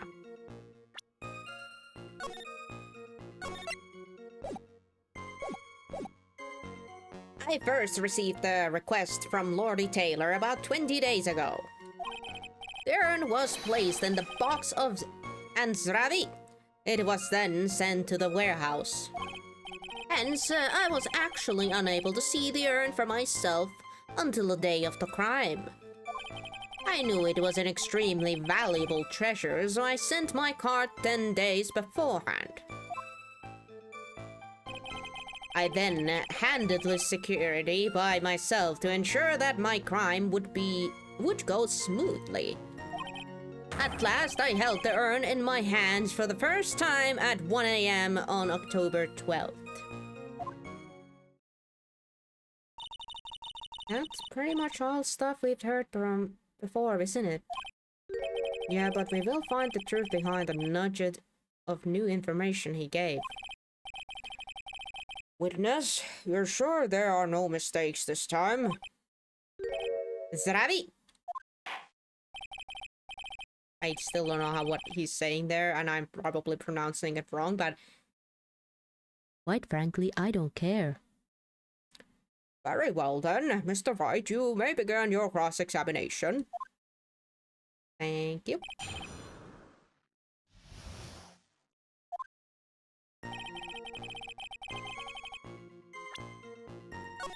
Now, I mustn't get too excited with the fact that we have the actual murderer right in front of us. I just need to, like, try my best to focus on what the game wants me to prove first. So I don't get too, like, mixed up with all the evidences that I have. Oh. You were asked to guard the urn by Mrs. Adrian Andrews, is that right? Indeed, it seemed that they had heard of my revealing revelation. I see Miss Andrews is still attracting the weirdos. You'd better watch out too, Maya.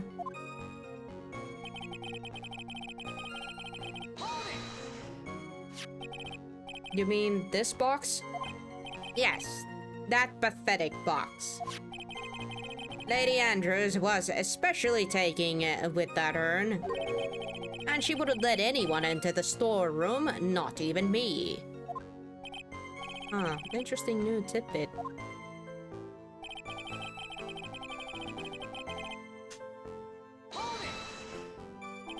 So you're sure that you had never seen the urn before? Indeed, you may ask Lady Andrews to confirm for yourself. My security was focused entirely on the entrance to that warehouse. However, look at me, let no information whatsoever slip through my fingers.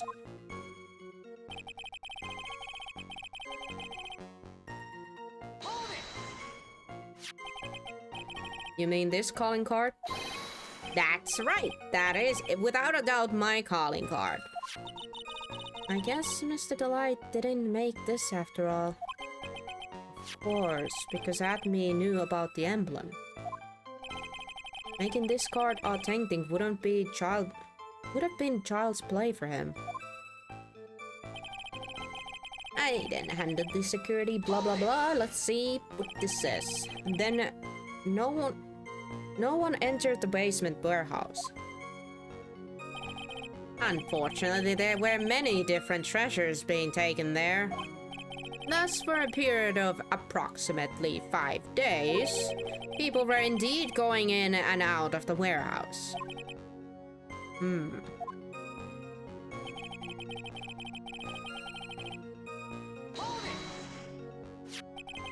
And this is the photo that proves that, huh?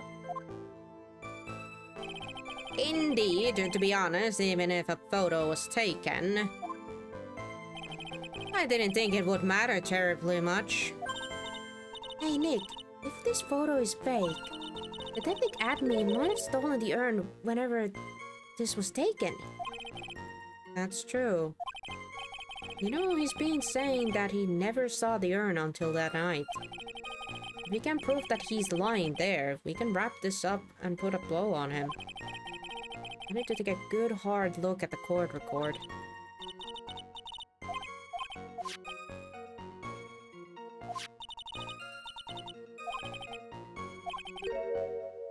He claims that he never saw the urns. In other words, we need to find a controversy in this statement to say that he indeed have seen the urn. Anti-static urn was placed in a box in the warehouse. Unable to see it until the crime.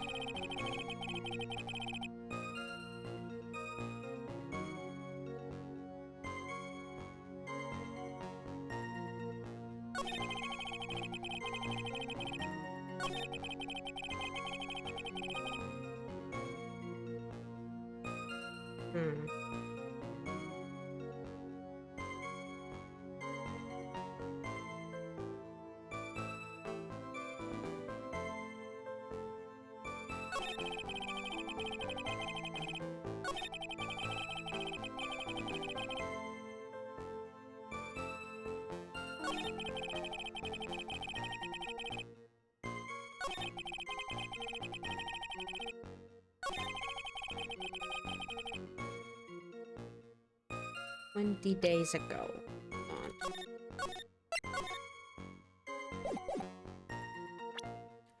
What do we have? Adrian dropped the urn box 2 weeks ago. That would mean 14 days.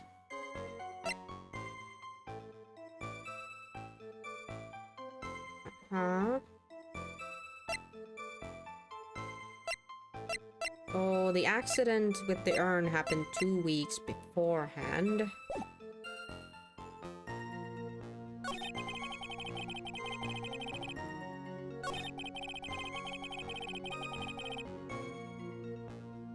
Where does Phoenix say something?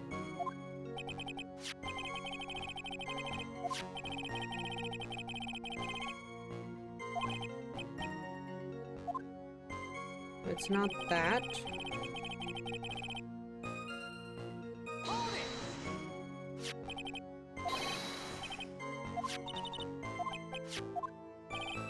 There's nothing weird about that either. Handle the security. And then the last bit here.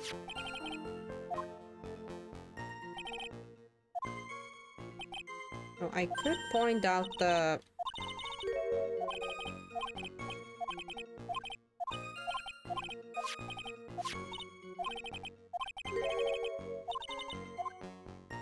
I could point out that at the very last part, again, the picture itself. I can try that.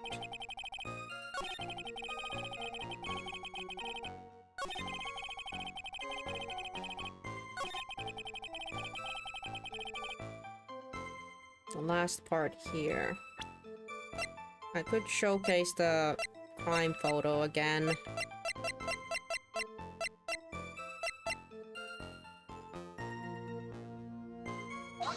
No, you're not using the photo again, apparently. Okay. Not using the photo again, so... First time 20 days ago. First one has nothing. Placed in a box, blah blah blah. Put the warehouse in this box.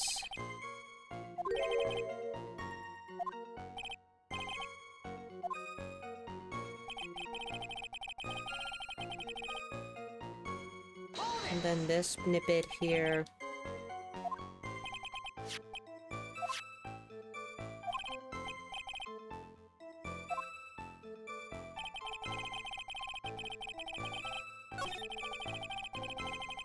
About the security.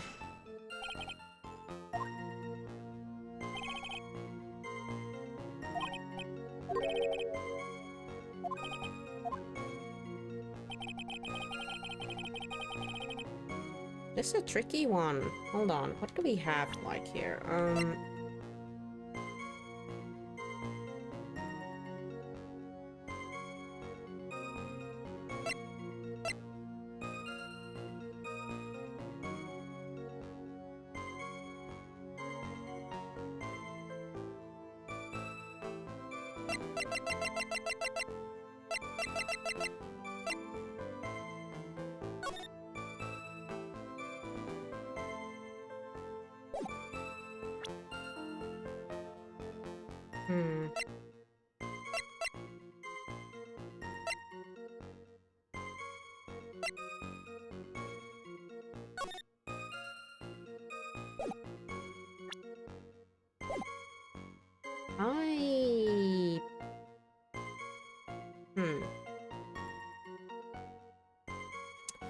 Well, actually, you know what? Just a little break. I want to use the bathroom real quick, and we'll go back to this. Give me just a second, okay? So it gives me time to think about this. Here, beep.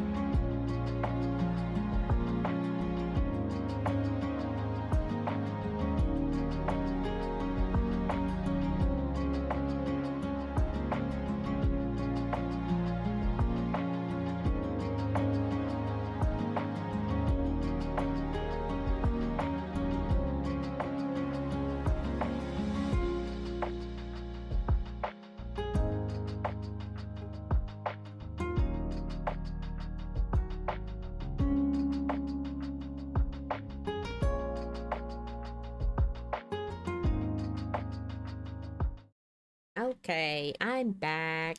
Let's put the game sound back on and get the game showing.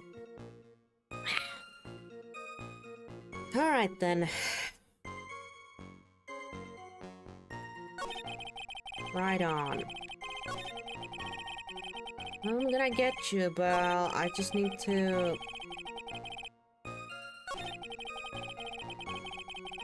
Right now we need to prove that he did indeed see the urn, I guess. At the very least, that's what Phoenix is saying.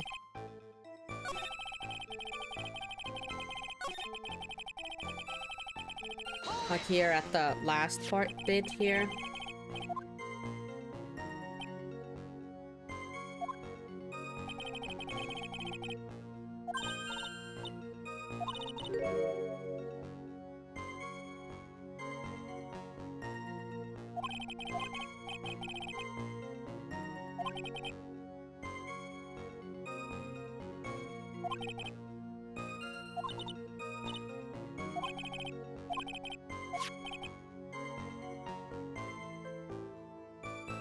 We now know that he took the photo before the night of the crime.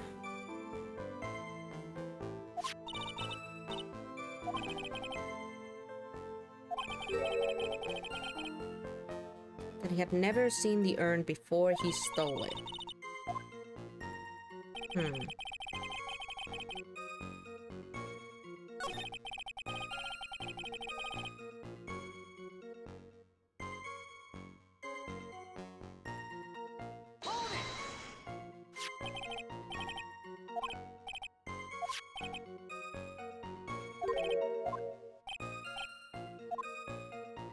So is it like that part then? Like this early on?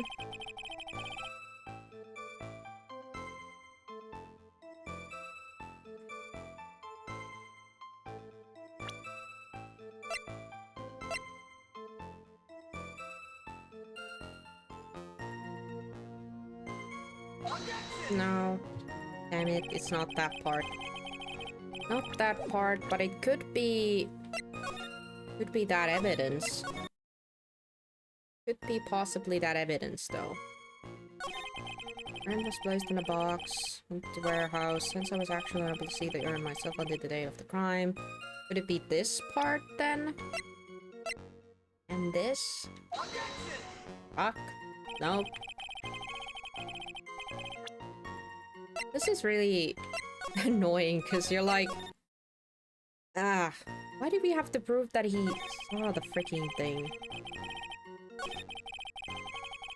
Actually unable to see the urn. It was extremely valuable, so I sent the card. Yeah, that's the thing. The urn wasn't valuable. Happen to have a picture, get some kind of evidence pointing out that it wasn't valuable at all.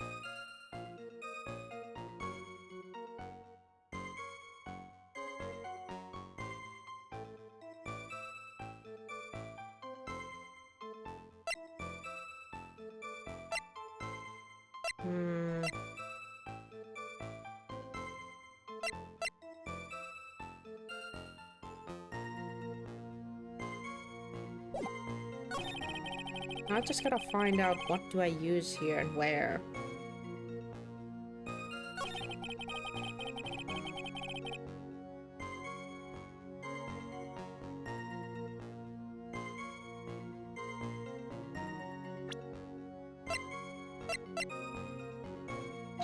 No.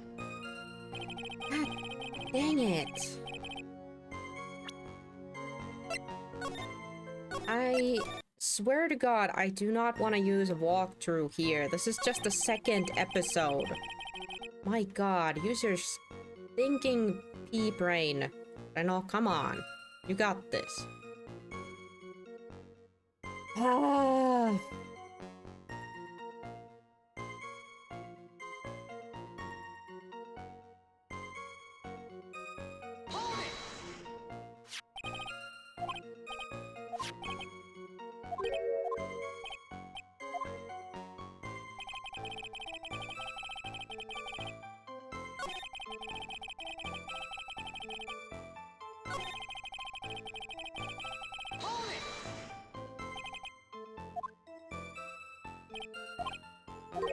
he points out that a lot of folks entered there.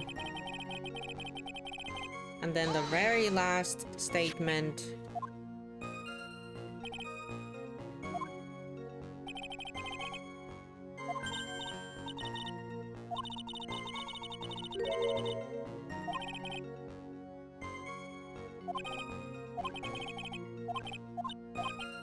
So it has to be the last one, I guess. So from the statements, it has to be the last statement, because that's where Phoenix and Maya are having quite a bit of a conversation.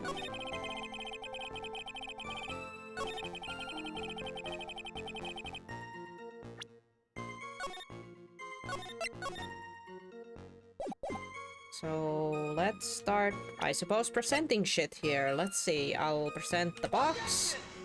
Box is not it.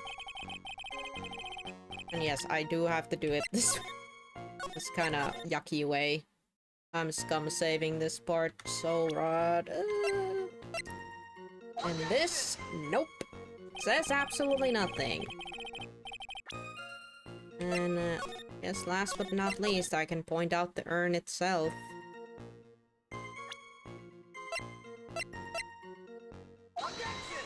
And it's not that, so... What the hell am I gonna present here? The photograph? But didn't I try that?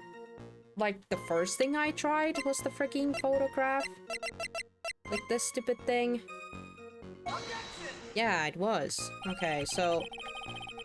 Is it not the last part, then? Is it not it? He claims that he's has it first time.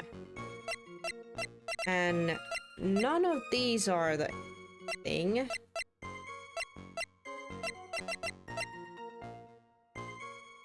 Then we have this photo, and it doesn't say jack shit. Is it this? No, it's not. God freaking dang it. So, I suppose it's not the last part then.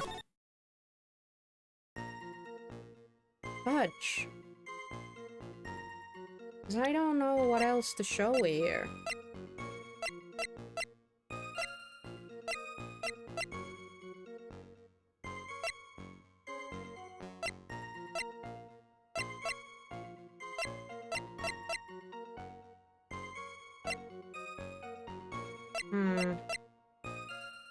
So it's not the last part then. It has to be some other part then. Well, before the actual night of the crime.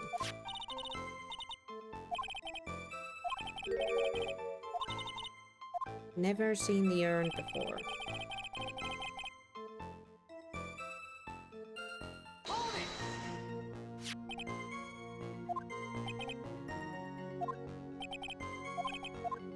It's not the first one, I don't think so.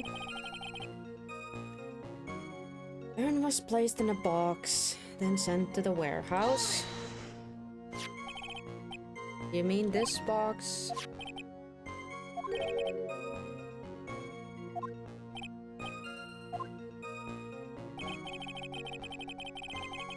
And then he claims that he didn't get to see the urn.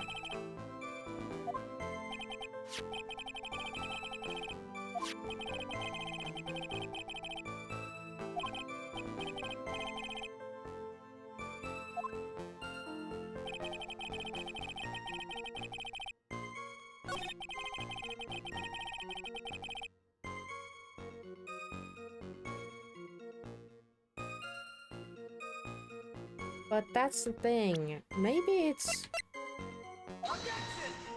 Seriously not? Come on.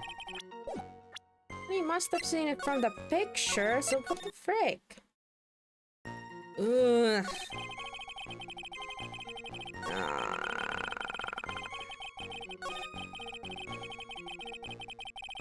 Do I actually have to Google this? I don't want to get stuck here. Damn it. Hold on, how many do we have? Hold on. 1, 2, 3, 4, 5, 6. 6 different sentences, statements here, and I would have to go through all of these to just place in it something. And he keeps saying that he hadn't seen the urn until the day of the crime.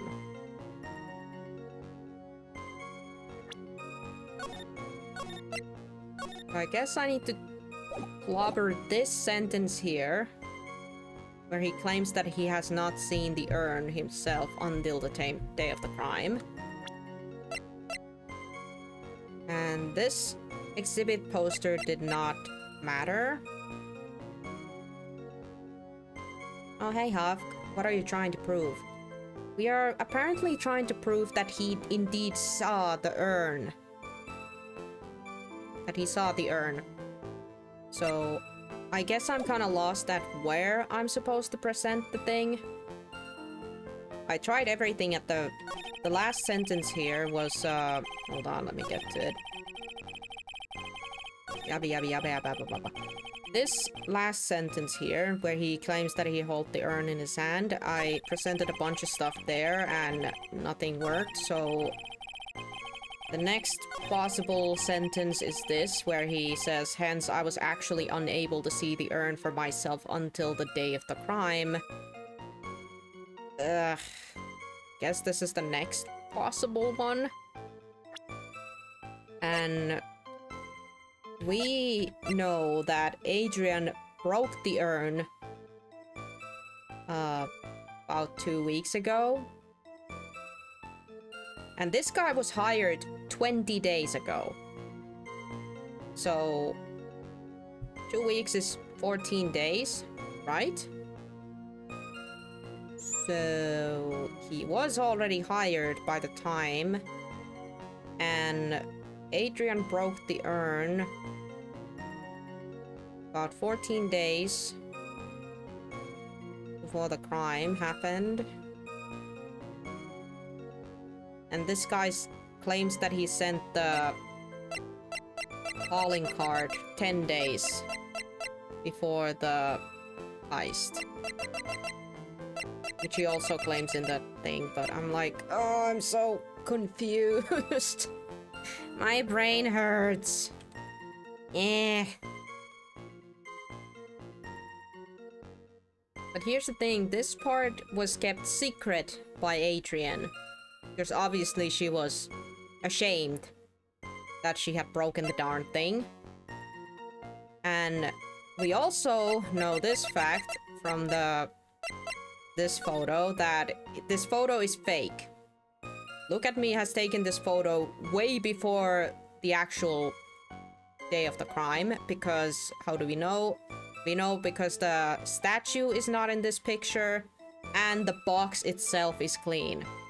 In other words, the box, I don't freaking understand how the box is clean. That baffles me. Even though there's the paint already on the floor, the box should have paint stains. I'm so confused. Maybe it's just a mistake from the game developers. The box should have paint stains on it. Because it was, you know, fell on that spot. Man.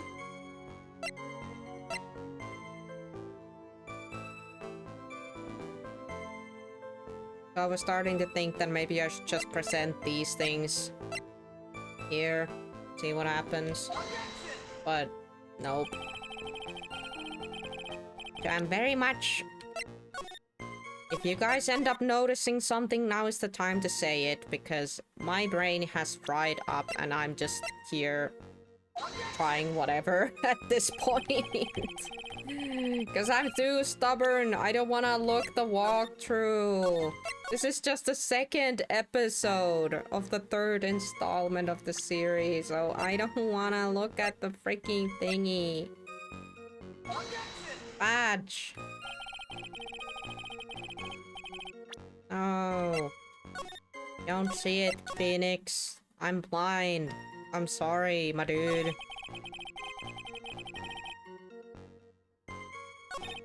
Oh, I guess we're gonna run this down from the beginning. Urn was placed in the box, blah blah blah. Fine. You mean this box? Yes, the pathetic box. The entries, blah blah blah. And this Phoenix points out an interest dip it. Heard that you have never seen the urn before. Indeed.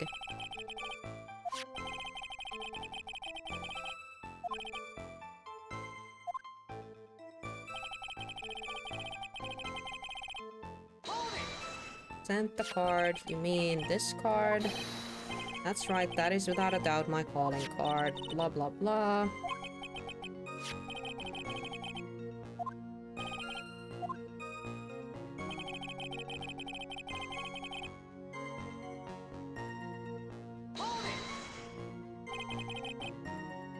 No one entered the basement house. Thus, for a period of approximately 5 days, people were indeed going in and out of the warehouse. And then he claims this at the end. And this is the photo that proves that.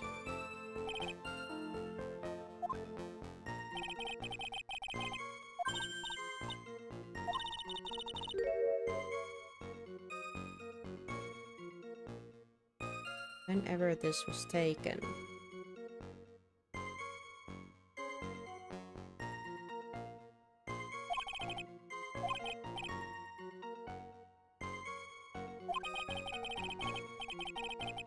If we can prove that he's lying there, we can wrap this up and put a bow on it.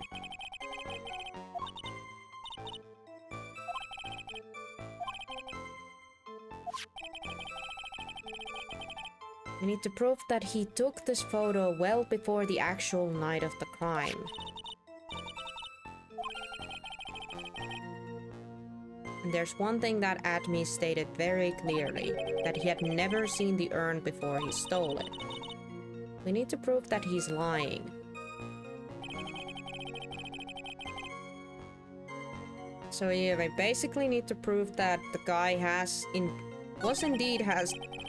that he indeed stole the urn and took that photo before the crime. So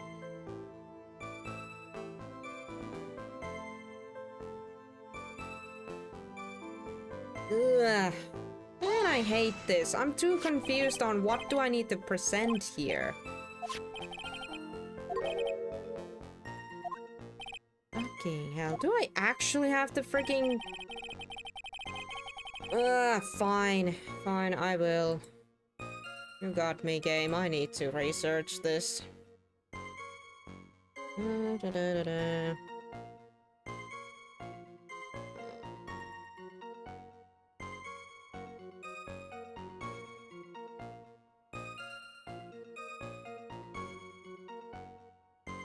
Let's see.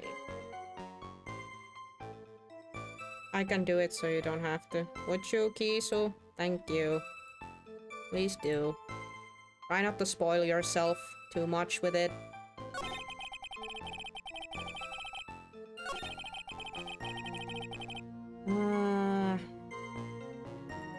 What do I want to know from you, though?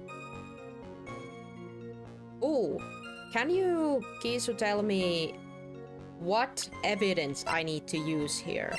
Because we do need to use an evidence, so if you find out what evidence I do have to use, then I can just figure the rest out myself. Because that would already help tremendously, because there's too many things that I want to use. There's the sacred urn itself, there's the paint marks, there's the box, and then there's the crime photo. Some like... that current sentence?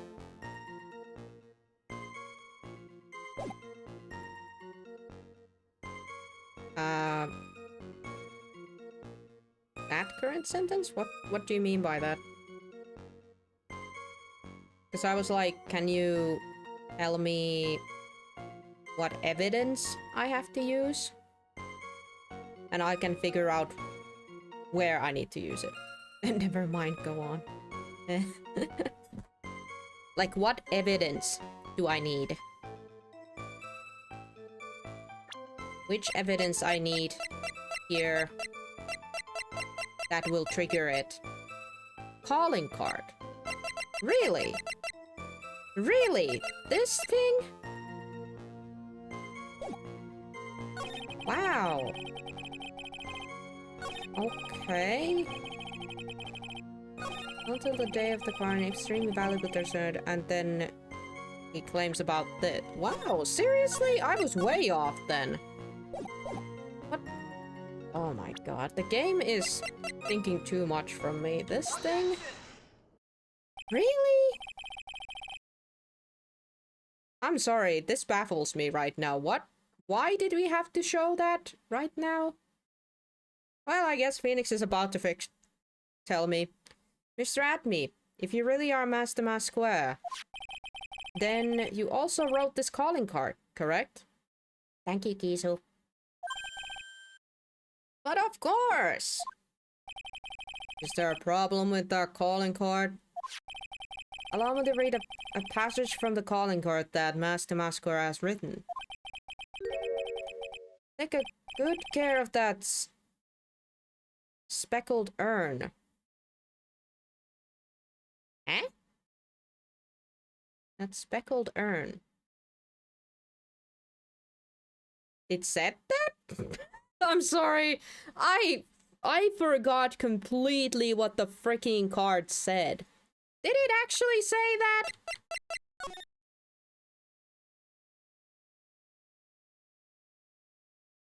I will be coming to purloin the most priceless work of art displayed in your Treasures of Corona exhibit. Take good care of the speckled urn, won't you?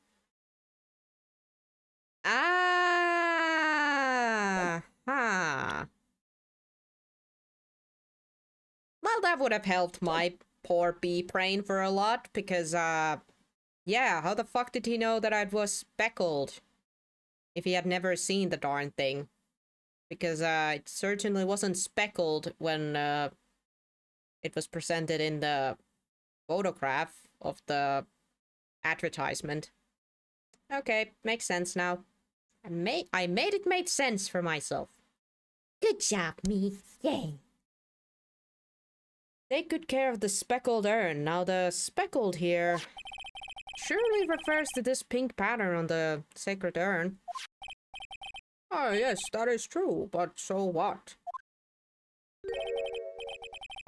Excuse my dumbness. Truth to be told, there is no way that Master Masquerade could have known about this pattern. What do you mean?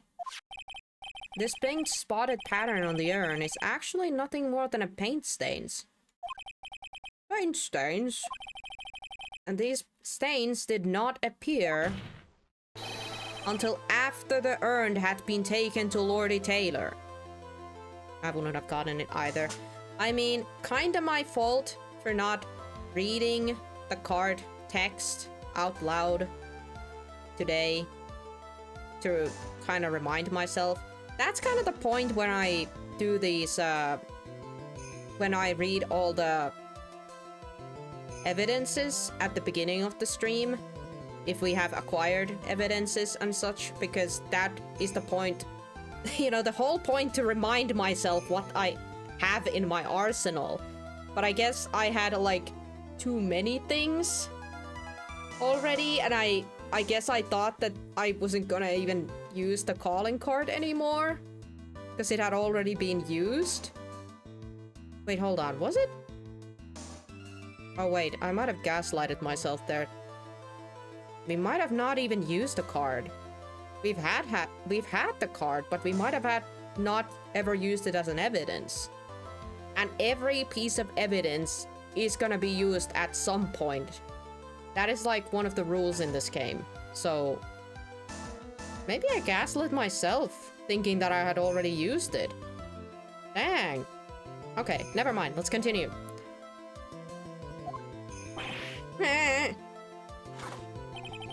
I'm not finding this joke to be very funny, Mr. Trite. The day that sacred urn was taken to the warehouse... Oof. Yes. I gaslit it myself. This is why we read the evidence in the beginning of the stream, everyone. The day that the sacred urn was taken to the warehouse, the urn was broken due to human error, or should I say an error-prone human. And that's when the pink paint caught on the urn. Ugh, you can't be serious. And yet this calling card clearly mentions the paint stains. Which means Detective Atme had seen this urn long before the crime ever took place. In fact, he saw it when this fake photo was taken. And because this photo is fake, your alibi for the night of the murder no longer holds water.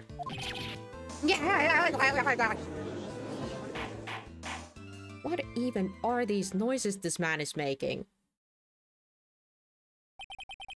Witness, do you have anything to say for yourself?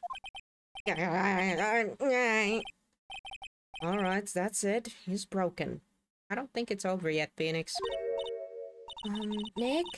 I think it's still a little early for a victory pose. Oh. Yeah, this guy is still drinking his coffee like it's nothing. Huh. It's so sad. No one has any conviction these days. Conviction, you say? Yesterday, we all decided unanimously that this man was Master Masque. And now we're calling him a murderer? You don't think we're being a tad fickle? Oh, shove that mug up in your ass. You literally did the same to Ron yesterday. So why aren't we doing this today to this guy? Huh? That's a good point. No way, don't fall for that too, Your Honor. You say that Look at Me was the one who killed Cain Bullard. Then let me ask you this. Why would he do that? An excellent point. For money? Motive, Mr. Wright. Motive. Might your merry murder's motive manifest? Nick, he's getting his second wind. If he prepared an alibi and pinned this crime on Ron Delight, as you say, he must have had a very strong motive for murder. The only one with any motive we've seen is Ron Delight. Isn't that right, Detective? Indeed, according to my own research, the boy's motive is clear. Without a motive, it's nearly impossible to prove guilt in a murder case.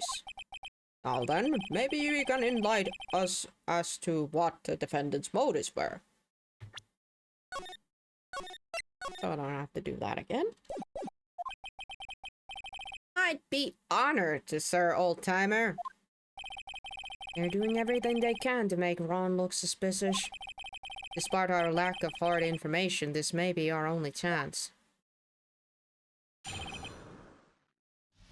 Motive for murder. Look at Me had no points of contact with the victim whatsoever. Really now? What's up with the red ring in your hand? Cain Bullard decided to investigate Master Masque and simply mistook who he was. It was Mr. Bullard who wrote the blackmail letter and sent it to Ron Delight. And it was again Mr. Bullard who harbored a grudge against Mr. Delight for his betrayal. Mr. Ballard's mistake is quite exubable. The defendants truly believed he is a master masquer. That is why Mr. Delight saw it fit to kill Cain Ballard. Truly a tragedy. Tragedy. I can't speak. So the victim, Cain Ballard, blackmailed the defendant.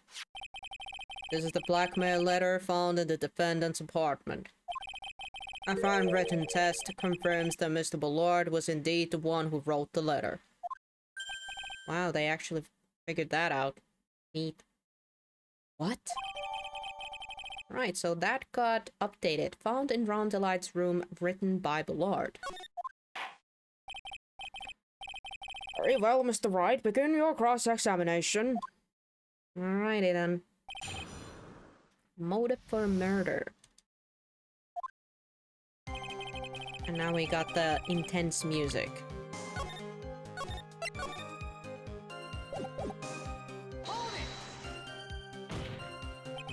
And who in the world is going to prove that? I will. Eh? After doing through a background check of Detective Atme and Cain Ballard, we were unable to find any links between them. It's all in the report. Perhaps they were connected through their work. They were both involved in security. Nope. That was a punt. In any case, the only one with a motive was Mr. Delight.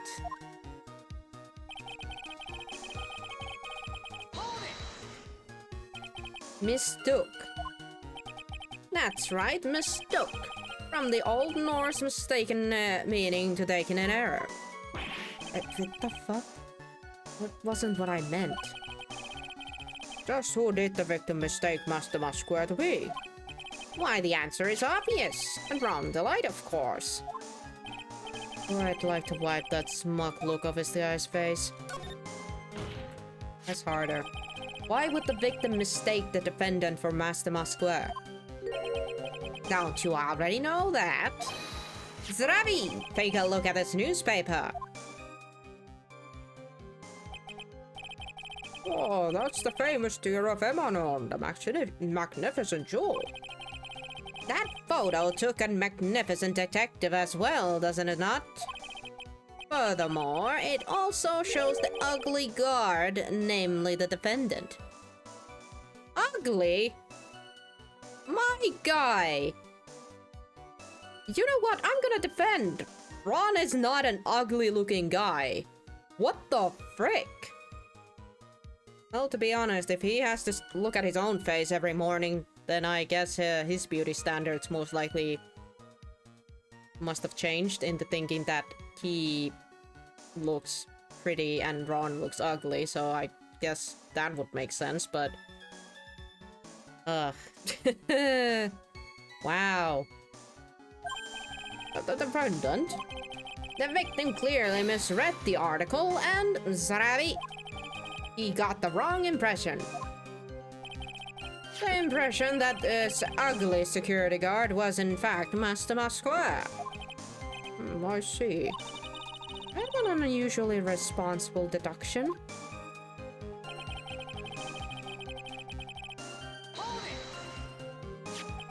You mean this blackmail letter right here? It says bring $50,000.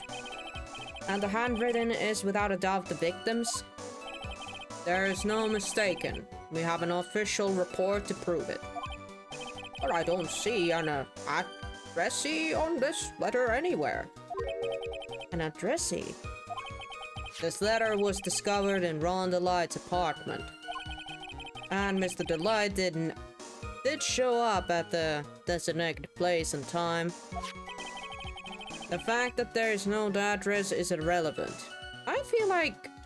No, actually, it might be very important. Hey, wait a second. Can we press on that? I wonder. What's up, Nick? I just had a thought. What if that blackmail letter wasn't meant for Mr. Delight? Yeah, what if that blackmail letter was meant for Atomy. What if it was meant for Atomy? Wow, do you have any evidence on that?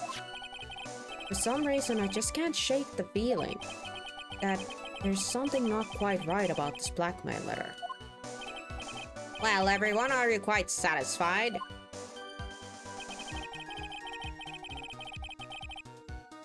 Hold it! What do you mean by that? Oh my, I was certain you were already aware. Zrarir! KP Security has a lot of security info on all sorts of companies. And since I was a security team chief, I stole data from the company. Kane Bullard had yet to forgive young Mr. Delight, which is why he sent him that letter upon mistakenly believing he was the thief. There is a file that we discovered in Mr. Bullard's office. Evidence that Mr. Bullard was receiving money through blackmail. However, isn't this a bit odd? Why did the defendant pay Mr. Bullard the money, even though he wasn't actually Master Masquer? On that point, there was an unfortunate bit of change.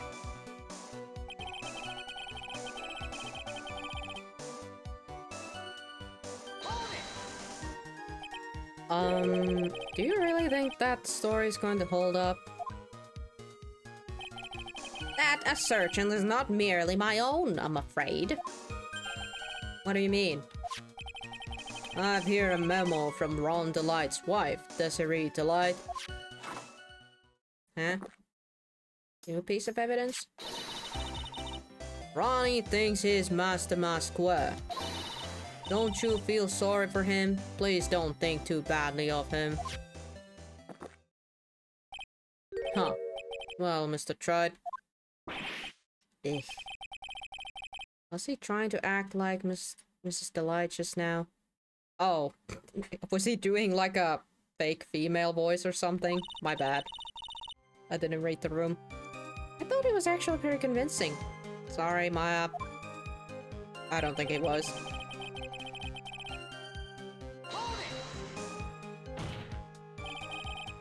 Now that's just your imagination talking.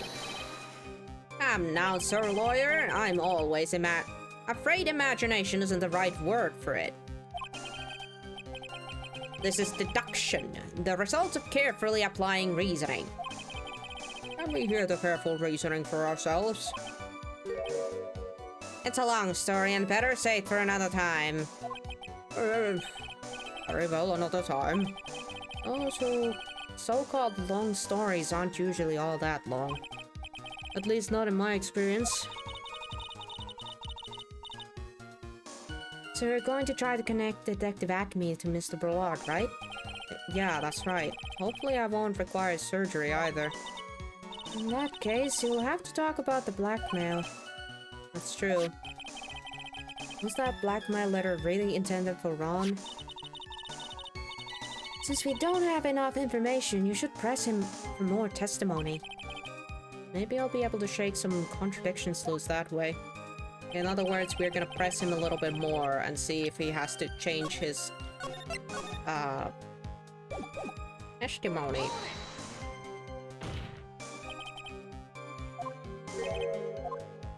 Alright, anything different here?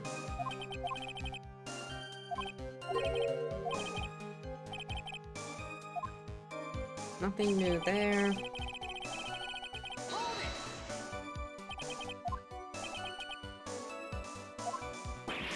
Nothing new here. And we pressed harder here.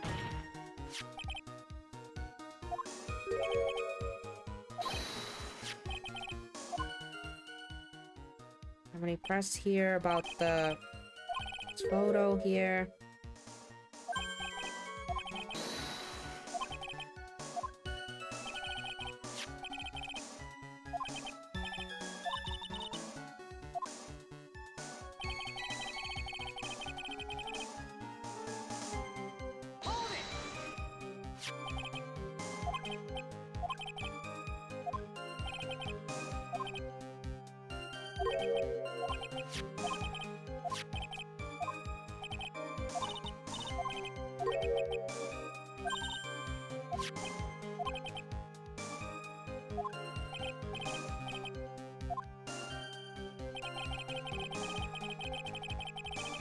I'm gonna, like, hold it on every part here and see if it opens up anything new.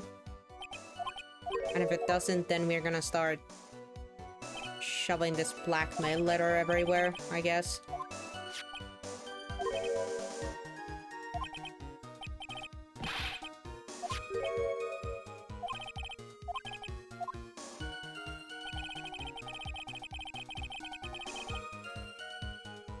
And this last one is the...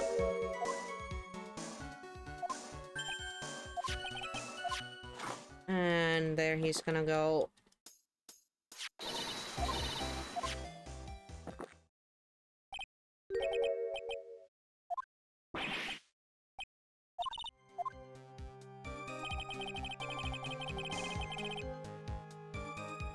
And the last but not least, this part.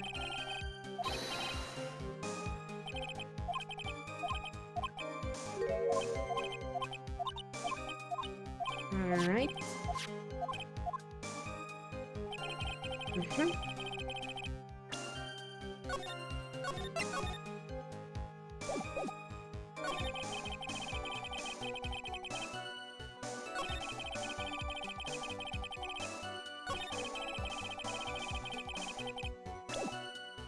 Here's right there. It's a newsletter thing. He's not wearing the ring there.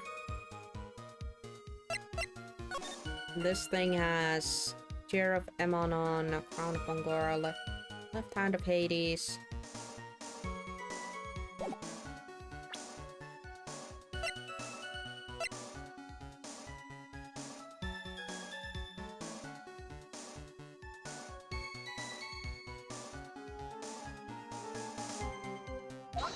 Oh, whoops, my bad.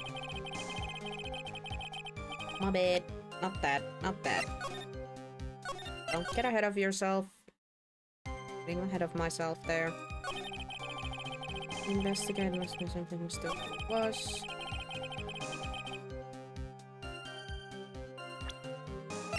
So are we using the blackmail letter then?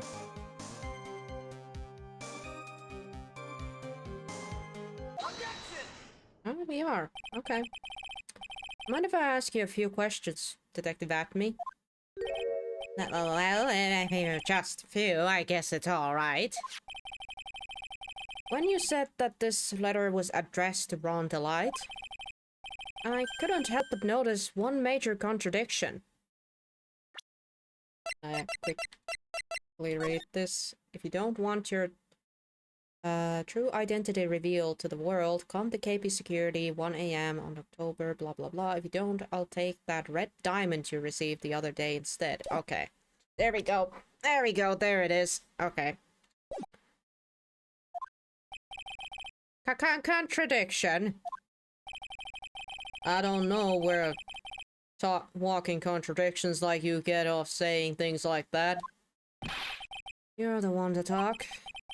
At a time like these, men are made to express themselves with their fists. Why don't you show us what you've got there, Junior? Can you stop calling us that? You're the junior in this situation. Age has nothing to do with here. Oh, indeed. Time's up, Mr. Wright. Show us the contradicting evidence in the content of the blackmail letter. Eh?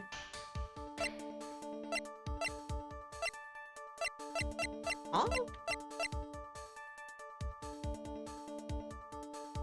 Wait, how am I... Show us the contradicting evidence in the content of the blackmail letter. It's the red diamond, but how do I... Boy.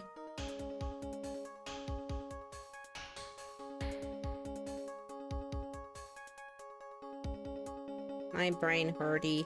Do I show the letter again? Or do I show...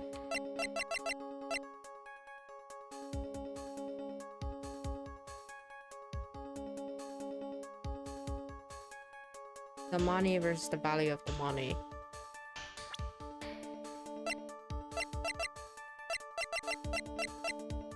So...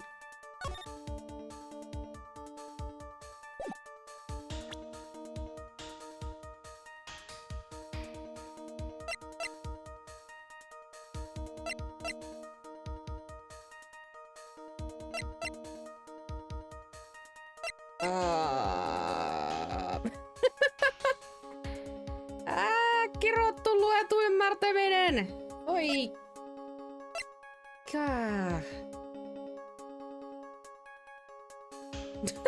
My brain! Oh. Or ignore me because I came in halfway through. Also, hi, Violet. I'm trying to... I hope you're having a good Thursday. My brain has stopped working a couple times during this stream and everybody else have been covering for me. Show us the contradicting evidence in the context of this blackmail letter. The problem here is that this is the blackmail letter. If you don't, I'll take the red diamond you received the other day. It's literally on that guy's hand. It's the fucking ring he's wearing. But my brain just... What do I have to show here? Do I show the blackmail letter again? Or do I show something... Do I show something else? Ai saameri.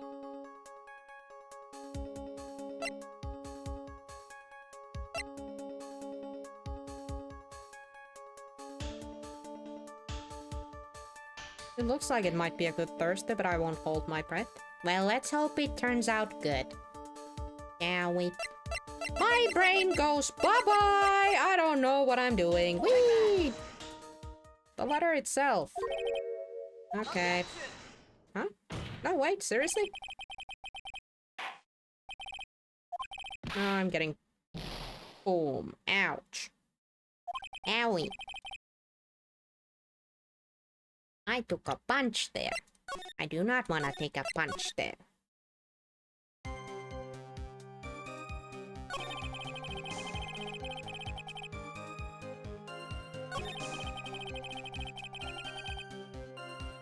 It's in this part here. The letter itself. Yeah, there we go. I have morning sickness, but my morning sickness lasts all day. Yikes, why? Why do you have that? You need to eat? Do you need to drink? What's causing it?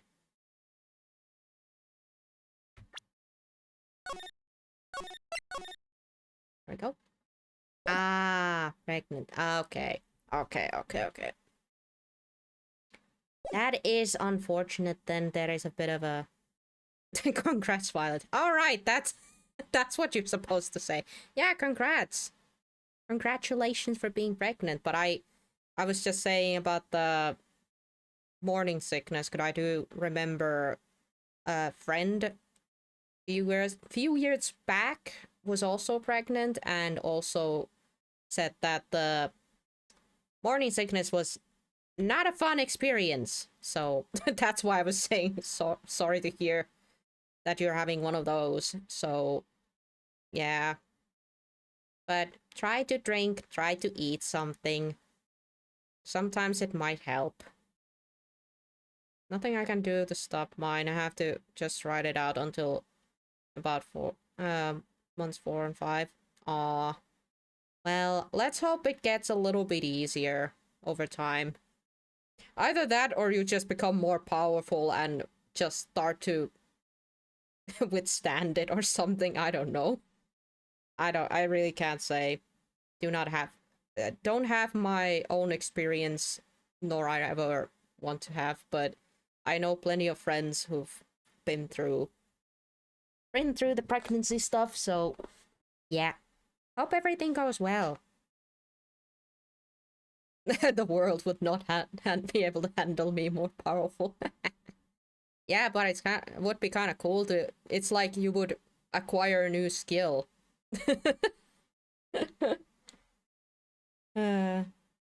Yeah, congratulations. Alright. Now then, when you said that this letter was addressed to Ron the Light, blah blah blah, the contradiction... Alright, let's see what we want here.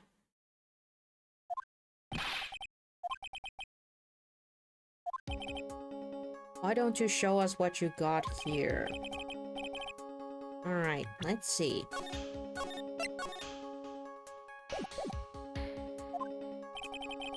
I might have to answer if you want it. Keep it there. I'll see what if I can figure it out. Show us the contradiction evidence in the content of the blackmail letter.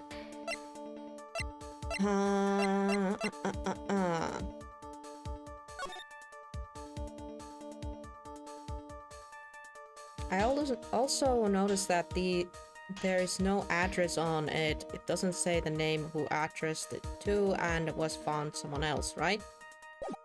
Yeah, we are trying to prove that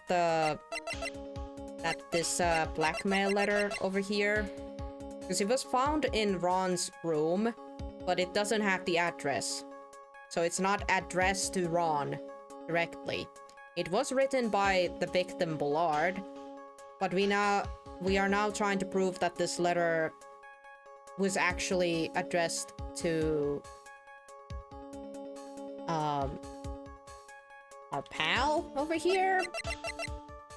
Or maybe we have to shove his face here. Nope. Apparently not.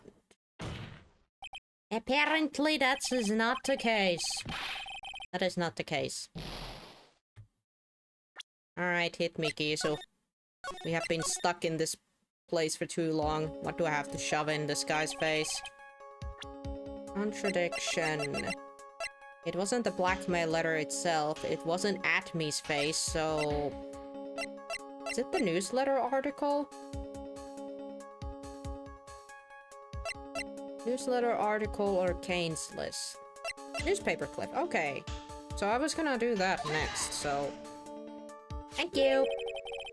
Take a good look at this newspaper clip. Look at this crap! It contains a picture of the tear of Emanon, the stolen jewel. What about it? The problem is this jewel's color. Color? I'm not much for discussing color myself. According to the clipping, the color of the stolen jewel was blue. However, in the blackmail letter, the total difference jewel is mentioned. Ah! Look at me, dum-dum. The letter says a red thingamajig. I'll take the red diamond you received the other day. Red? Which means the red diamond described in the blackmail letter is not the tear of Emanon that Mastema Square stole at all.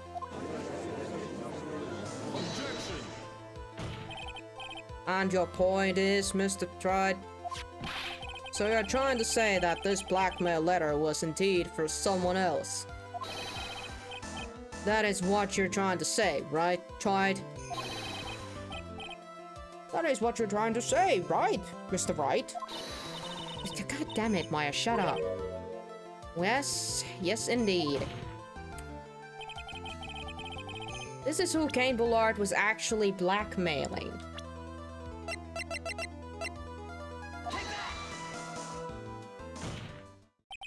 Naturally, it was you, Detective Atme. Do you have some sort of a basis for that claim? You have been personally involved in every single Master Masquez case. And in the last case, you recovered what was stolen. And received the jewel as your reward. A jewel? Probably the one wrapped conspicuously around your finger. That red diamond ring.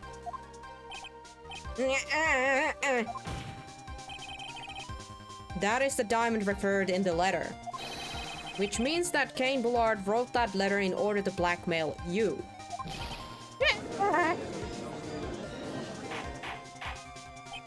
Order in the court. Order, I say.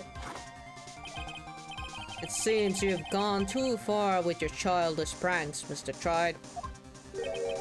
Hey, Yoko. I don't like the way you said that. Kane Bullard, blackmailing, look at me. Are you for real? Yes. Yes, I am. Hey, come on, stand up for him. Then answer me this. The blackmail letter contains the following passage. If you don't want your identity revealed to the world... Oh yes, it certainly does. Kane Bullard threatened to make Look at Me's identity public knowledge. An identity he wanted to keep a secret. So just what was that identity?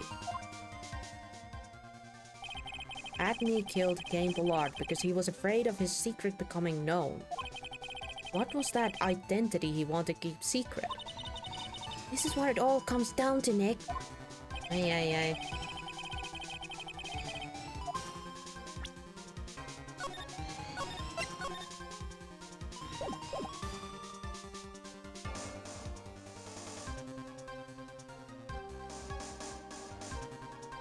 I mean, he claimed to be an ace detective, but he wasn't very good at it.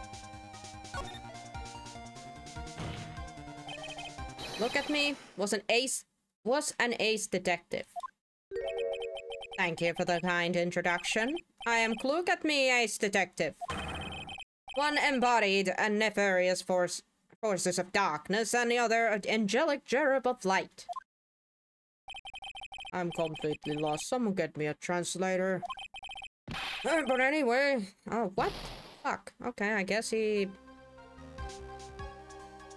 Fine. Fine, I'll be a freaking idiot then.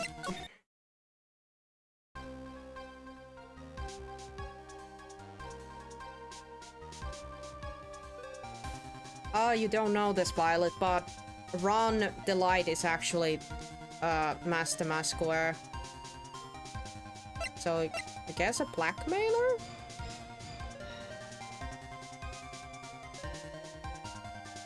Or maybe he did need to make everybody believe that he was Master Masquer because he was doing the heist about the urn?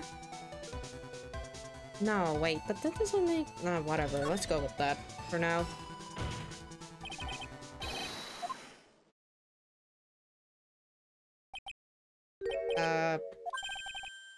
That's my line.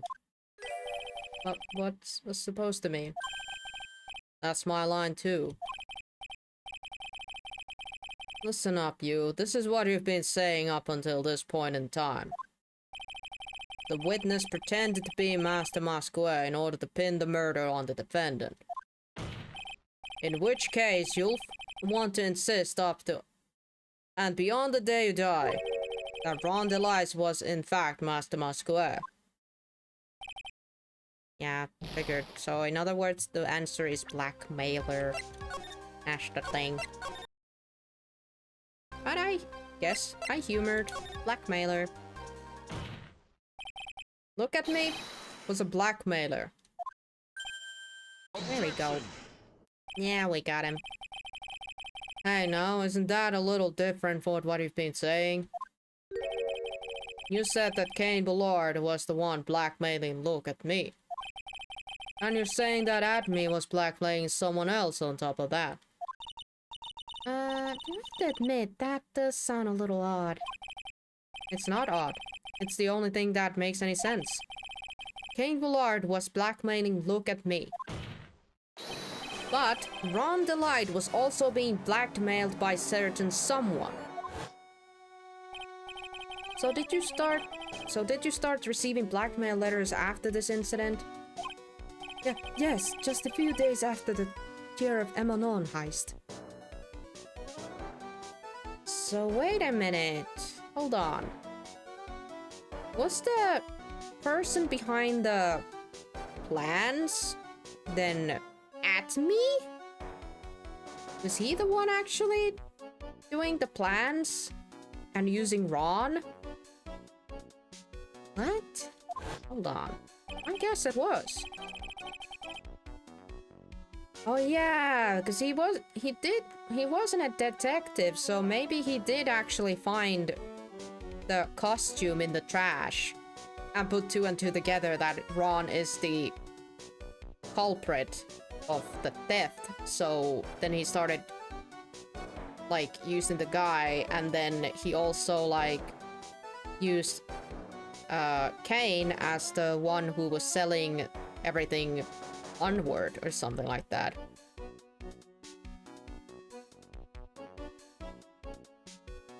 And yes, he could look good at solving them. I mean, it did become pretty famous about trying to get or capture Master Masquer.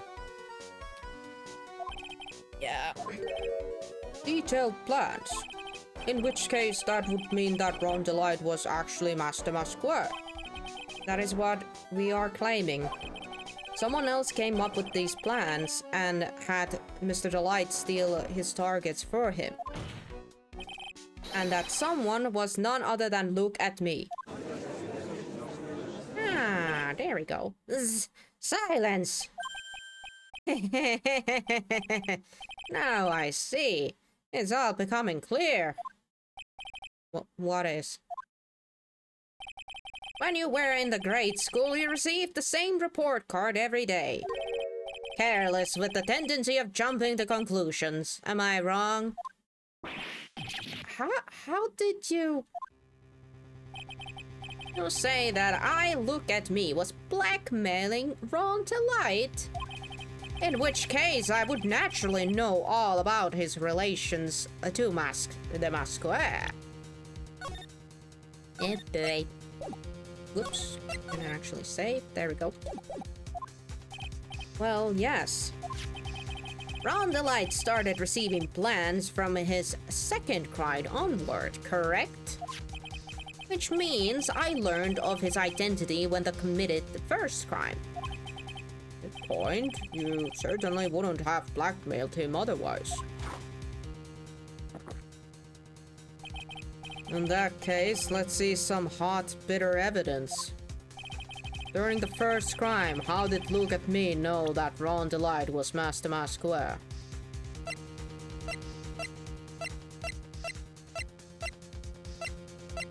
Let me show this thing again. Because it does have Ron in the picture too. I think I see it. See what? When you were in the grade school, you received the same report card every day. Gets into lots of mischief trying to be a center of attention. What you mean? This newspaper clipping. It has a picture of you and Ron Delight in his guard uniform. It seems that Master Masquer didn't just disappear in the thin air. He just took off his outfit and hid it in the bucket. That sounds far too stupid to be true. Correct. Which tricks likes that he couldn't fool a baby, let alone an ace detective. And that's when you figured it out, Mr. Atme. That's when you learned that under his mask... Oh god. Okay, the text is going by itself. Sorry, can't do anything. The text is going by itself because I have to read it yourself.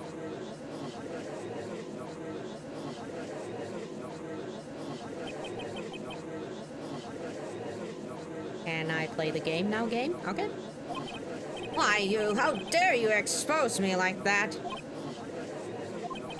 Why, I mean, I never blackmailed anyone in my life. I am a famous and proud ace detective, and also my Master Masquer. Why can't you understand that? I'm afraid you are neither a proud thief nor an ace detective. You're a blackmailer and a murderer. That is your true identity. Why, you? How dare you even dare? I could have blown the death point. You're so those with Rick Monster, I say. None of you can compare to us. So take care and commemorate this. It's a tactic out of blackmail murder. It's enough to make one laugh. Goodbye, boys. Brilliant.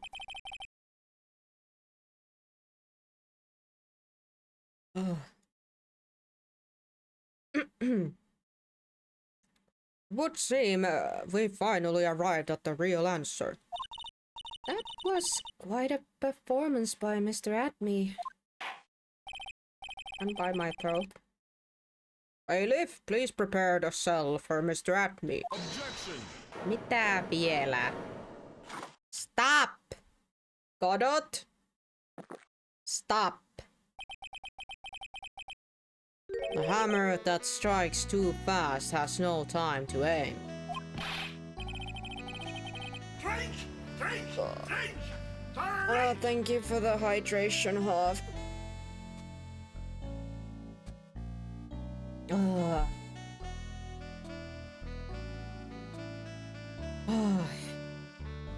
What do you mean? I already prepared to deliver my ruling. How is that mug not broken by now? Allow me to say one thing. I will be the one to judge. That's not how this works, Godot. You don't get much more in your face than that.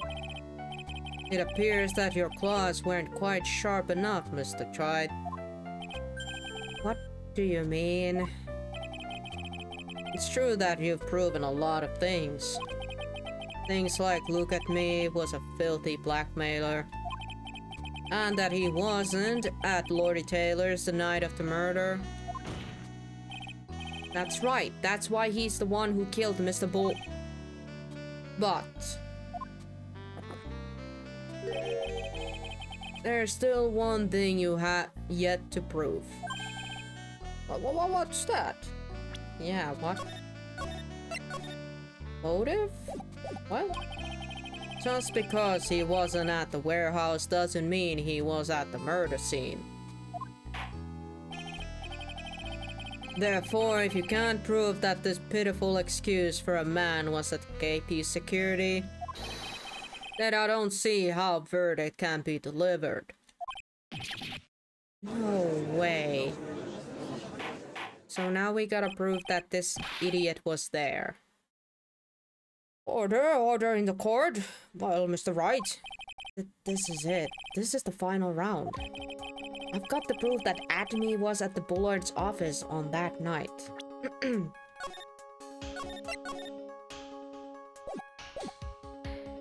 Hold on a bit.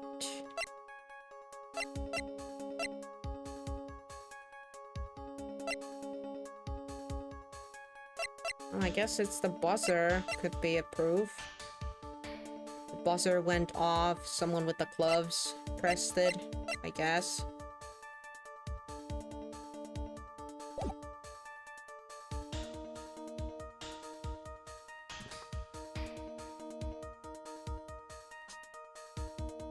Blunt trauma to the head.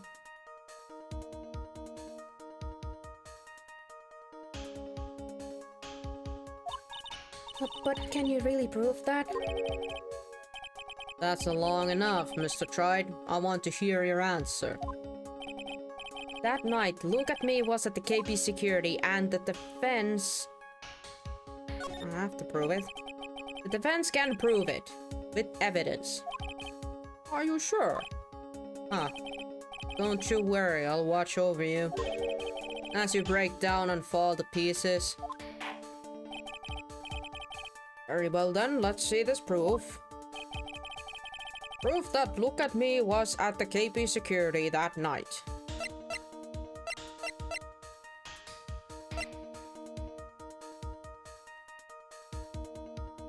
Oh my god, this could actually have been...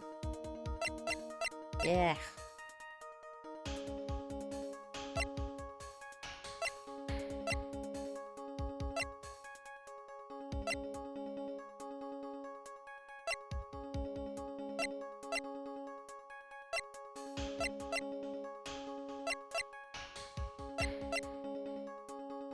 Do we show the buzzer without the fingerprints?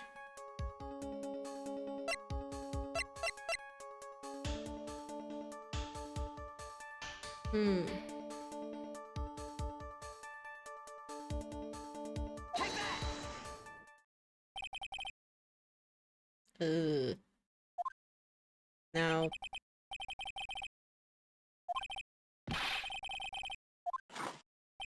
That's not the evidence.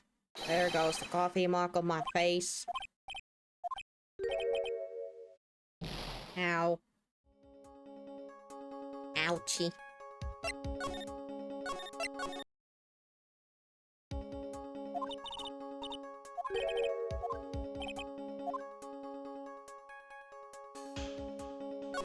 I'm not purposely saving on top of that, because in case that we can't actually prove it, then maybe there has to be another way to do it, but I will still try.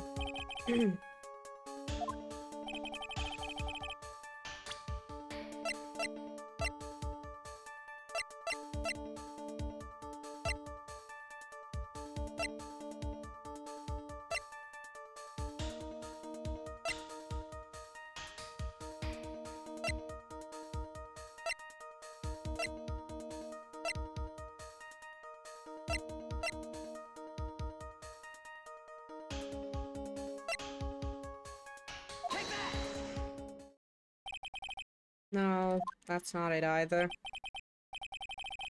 Okay, so I guess next up I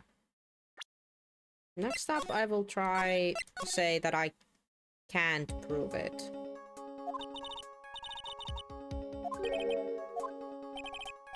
I feel like we do need to say it, but I can try. Can't prove it. Just as I thought.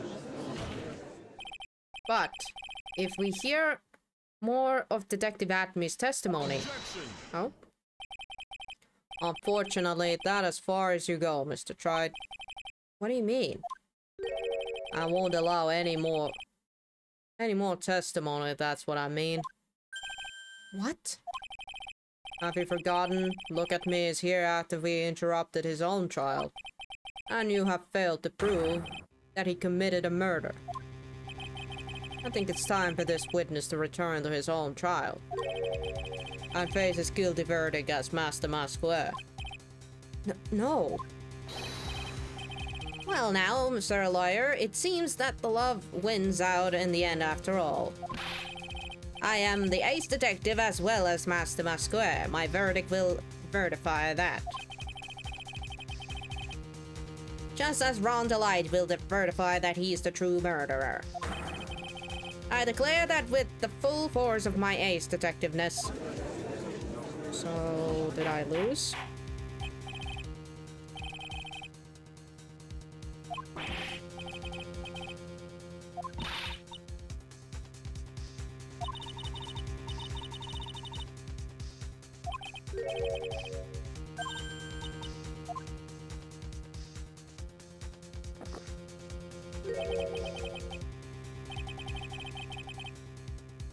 Double jeopardy.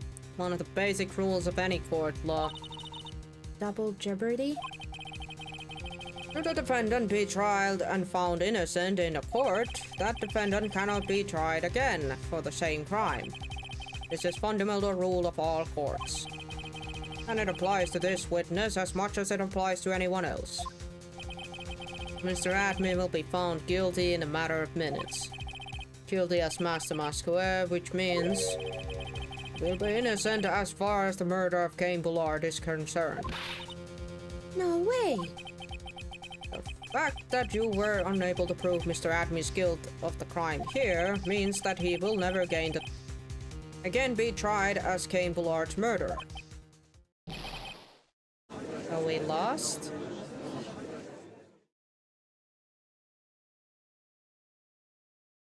I guess we lost. Well, there's nothing I can possibly do to win. Even if Ron is proclaimed to be innocent, the real killer, Look at Me, will go free.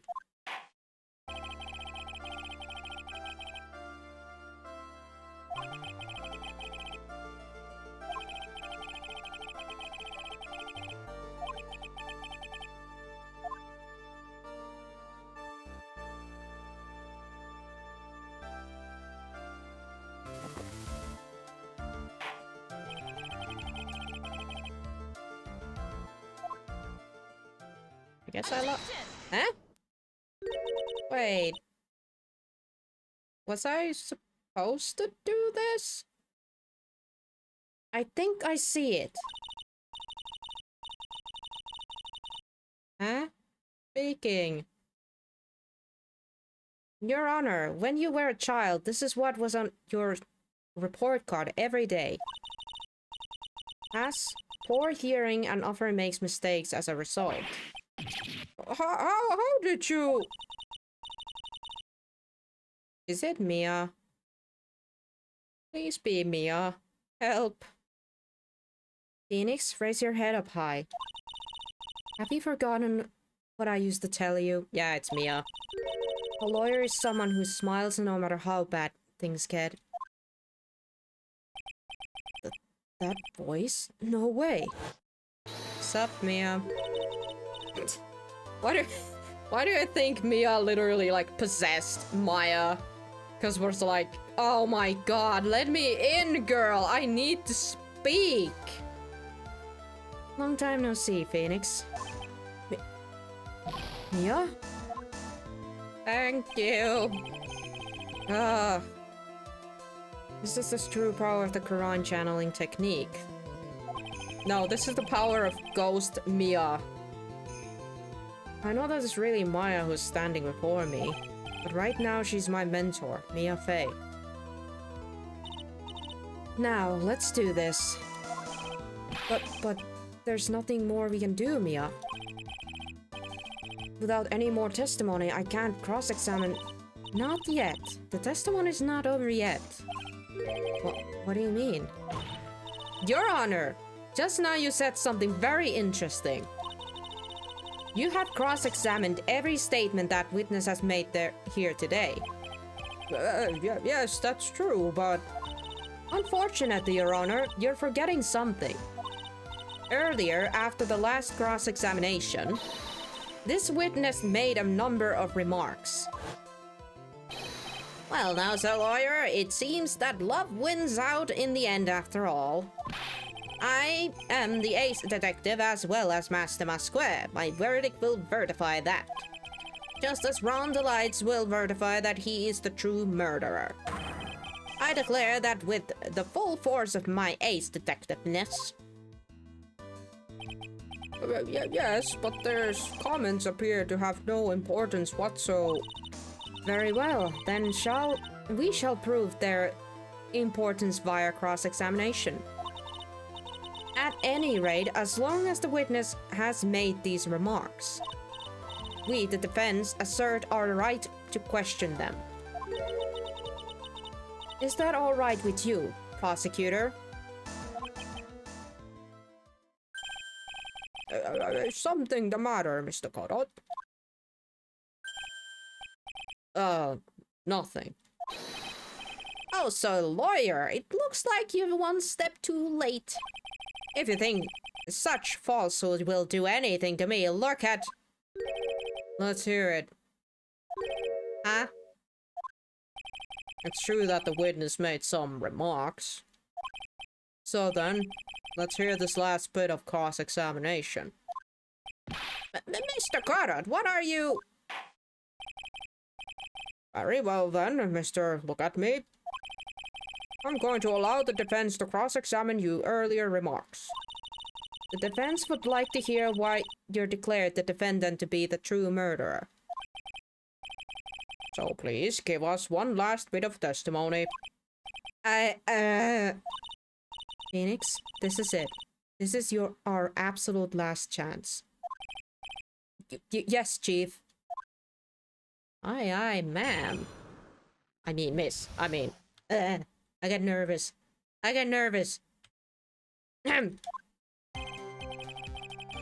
Last bit of testimony. Indeed, it is true that I was not at Lord Taylor.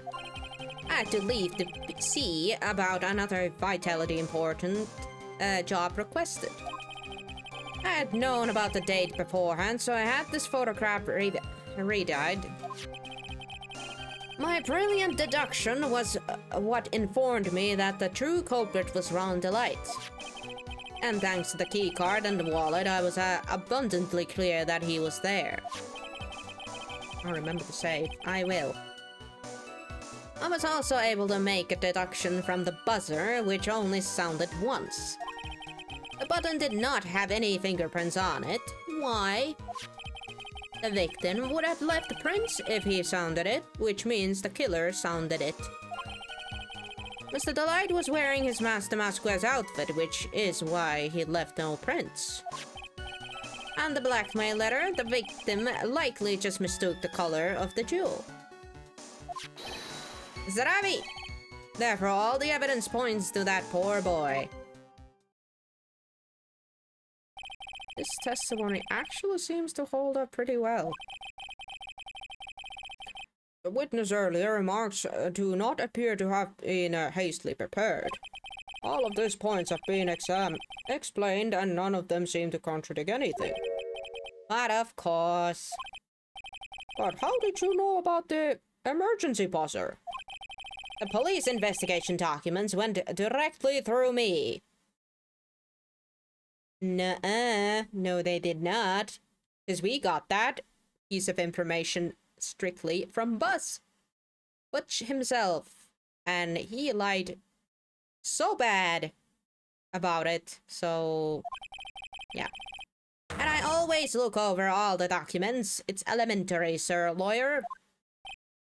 Grr. Are you going to make even more trouble for us now, sir lawyer? I will not allow any of your usual shenanigans, Mr. Wright. Yes, Your Honor. We cannot postpone Look at Me's trial any longer. This is your last chance.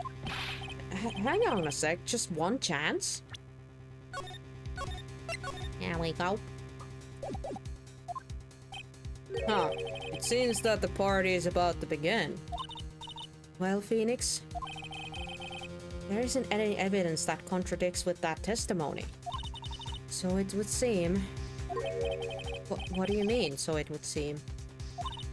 Listen, Phoenix, pointing out contradictions doesn't always mean you have to present evidence, does it?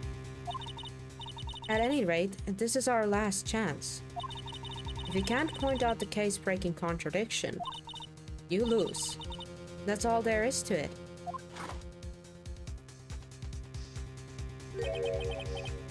Cup number 17, the last cup. It seems like the time has come to put an end to this trial. I have to find the fatal contradiction in this testimony. And I need to point it out without presenting evidence. Which means all I can do is to find the contradiction remarks by pressing it. Remember, you only get one chance. Ah. So no pressure, right? Very well then, Mr. Wright. Please begin your final cross-examination.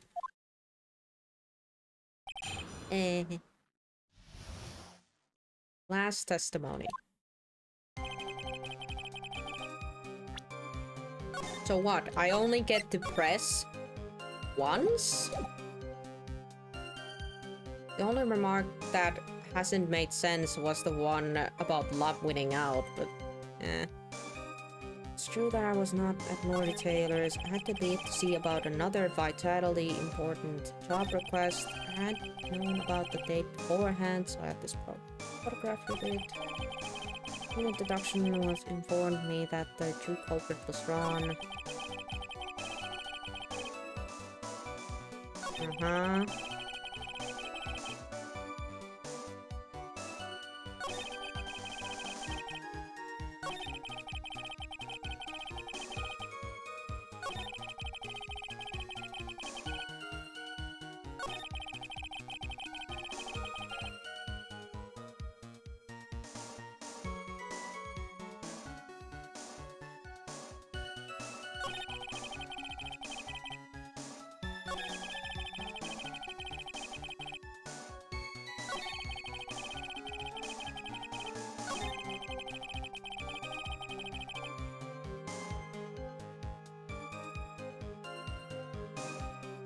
He was wearing gloves. Which makes this tricky because both of them were wearing gloves. At me and Ron.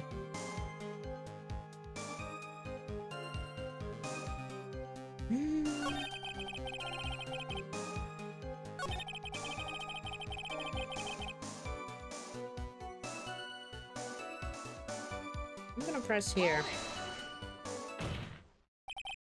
Mr. Atme, about this last remark. Objection. Eh. Still don't get it, do you? Try it. This isn't the time to be pressing the witness every little statement. Okay, I guess I pressed it at the wrong place. There's still one thing you haven't proven. That the scum was in Kane Bullard's office that night. And now... Apua lol.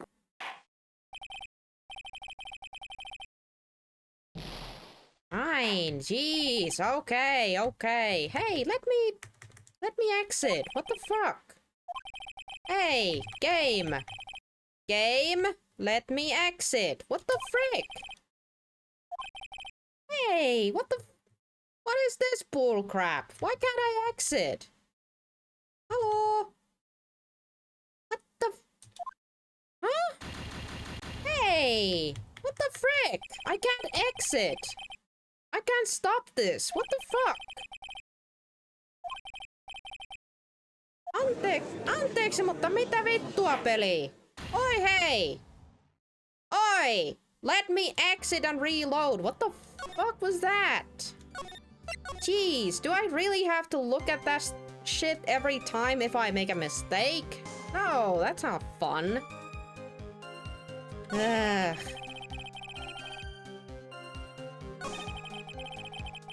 Wow.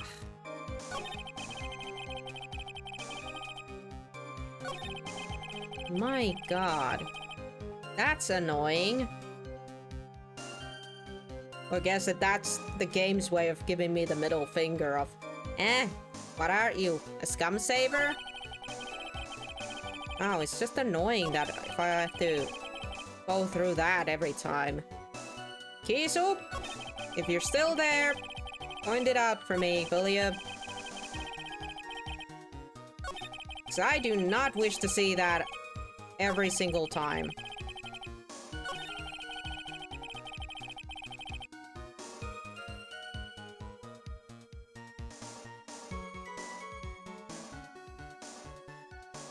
Why does he know for sure the buzzer went off when there's no fingerprints? He must have been awake for it then.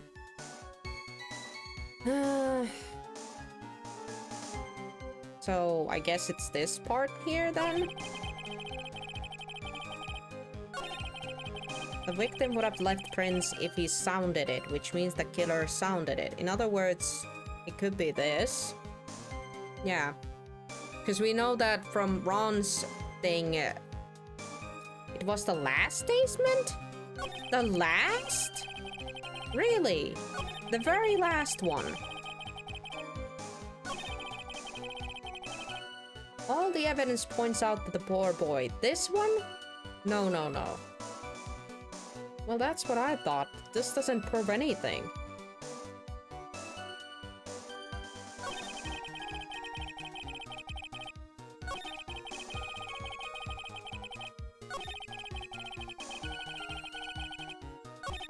So the button did not have any fingerprints on it. Why? You skipped past it, so I said last. Oh. So this one?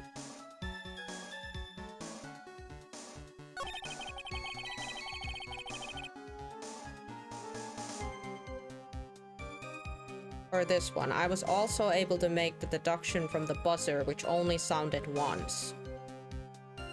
This one. Is it this one?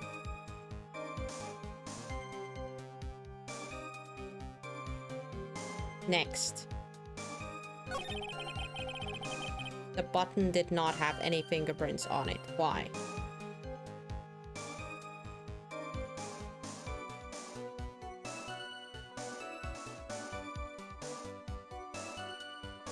Next. Why can't you just say which one? The victim would have left prints if he sounded it, which means the killer sounded it. So, wait, yeah, what the... Next?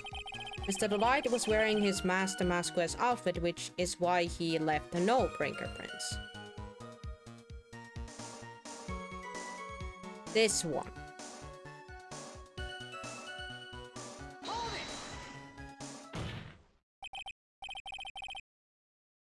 Mr. Atme, about this last remark. Objection!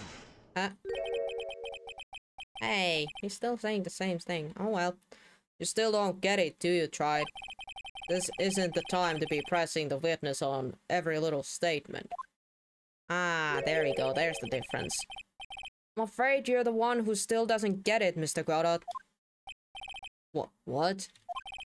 Mr. Atme, it seems you have finally admitted that you were in the CEO's office on the night of the murder. How can you say that? Let's revive your testimony, shall we, Mr. Atme? The button did not have any fingerprints on it. Why? Mr. Delight was wearing his Master Masquer's outfit in that. Is that correct? Oh! Yeah, see, today I'm not working at my best because... Of course this one is it, because we also, Phoenix and Godot and everybody in the court, just today learned in the court room that Ron was wearing the freaking outfit here. And if Atme was in his own trial up until this point, he would have not known that if he actually wouldn't have been there, you know? But the fact that he knew that he was wearing the fucking outfit makes so much more sense. Okay, yeah. I'm not on my sharpest today. My apologies. That seems like the most freaking obvious thing. Oh, man. I feel embarrassed. Today has been an embarrassment. And I feel very... very afraid for the upcoming trials. Considering that this is only the second episode of this freaking third installment of the game series. Moi, joskus vaan pää ei leikkaa. Yeah, but usually the most, like, trickiest cases are the, like, the second to last and the last one. But this is only the second one. Oi, oi, oi. Yeah. Indeed, that's what I said. My deductions are absolutely foolproof. More likely, your deductions prove that you're a fool. I'm sorry? Whatever do you mean? For some reason, I'm starting to get really thirsty. When exactly did we learn the fact that Ron Delight was dressed as the Master Masquer when he went to the scene of the crime? That was, it was just a few hours ago.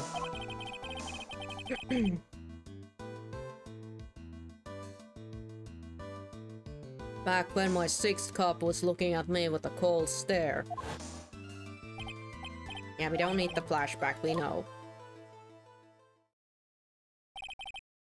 That's right, the defendant had yet to tell anyone else this fact before this morning. Therefore, the only person who should have known this are those who have been watching this trial. Yeah. Do you understand now, Detective Atme? There is no way that you should have known about that.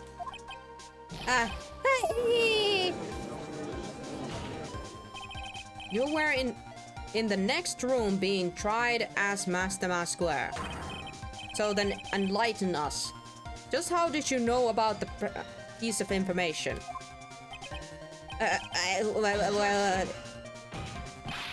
Come on, this detective must have known about it.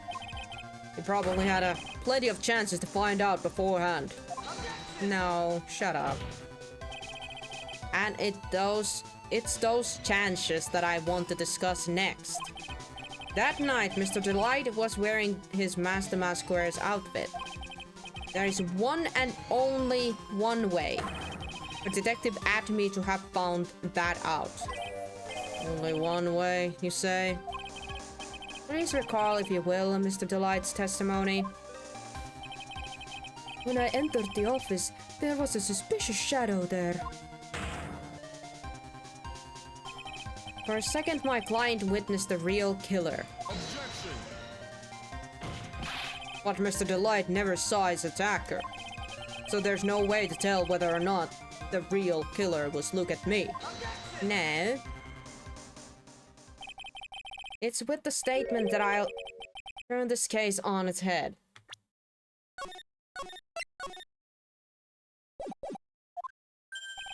Just what are you implying? Mr. Delight saw the real killer, correct? Now, if you turn that statement around, it stands to reason that the real killer also had also seen Ron Delight. Impossible.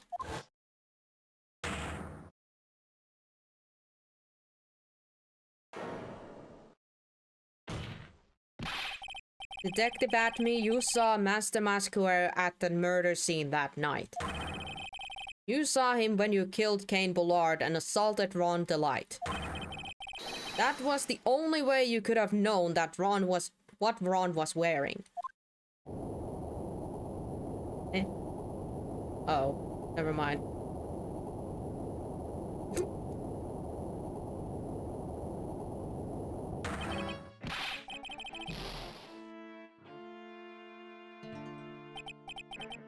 Take a look, everyone! Unable to find rival worthy of my genius, I was forced to create one by myself. Here I am, the tragic clown. That's the same line you gave yesterday. But I think there's a little more meaning behind this time. Yeah, I'm not doing that laugh again, my throat hurts already. I did it for you guys last week, so... Sorry. What an awfully complicated incident. You tell me about it, Judge. Kane Bullard was blackmailing Look at Me, who was in turn blackmailing Ron Delight. And upon killing his blackmailer, Look at Me tried to frame Ron Delight. He then claimed to be guilty as Master Masquer in order to escape his true crime. And to that end, he came up with this plan. He used the double jeopardy rule when making his alibi. At any rate, it would seem we finally found the truth. Excuse me, who's speaking? I came previously close to prematuring a record of an innocent young man. Recently, him with the title of a murderer. Oh, it's Ron. Never mind. Don't ignore me! What do you want? Oh, I didn't realize you were there.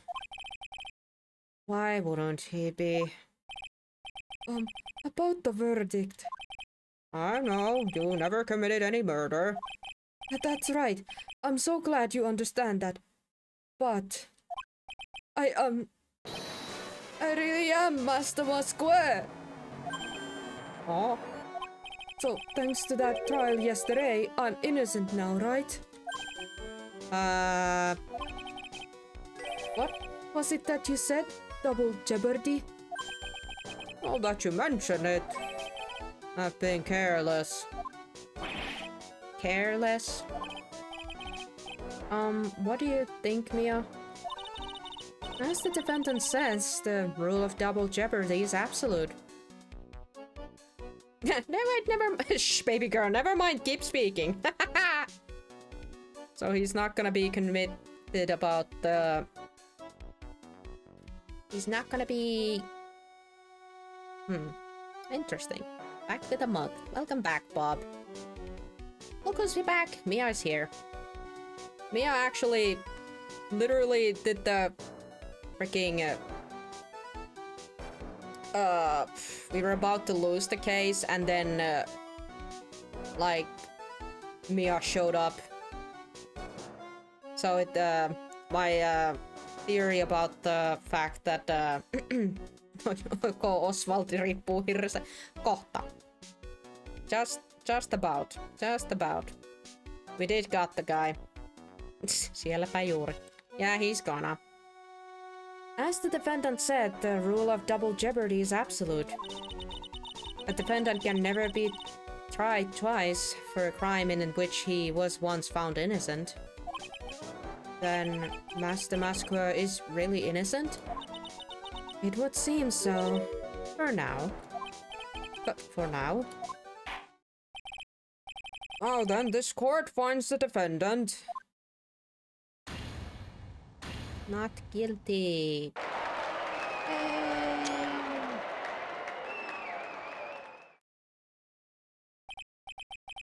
Boy, this is really lucky. Wait, this isn't so good after all.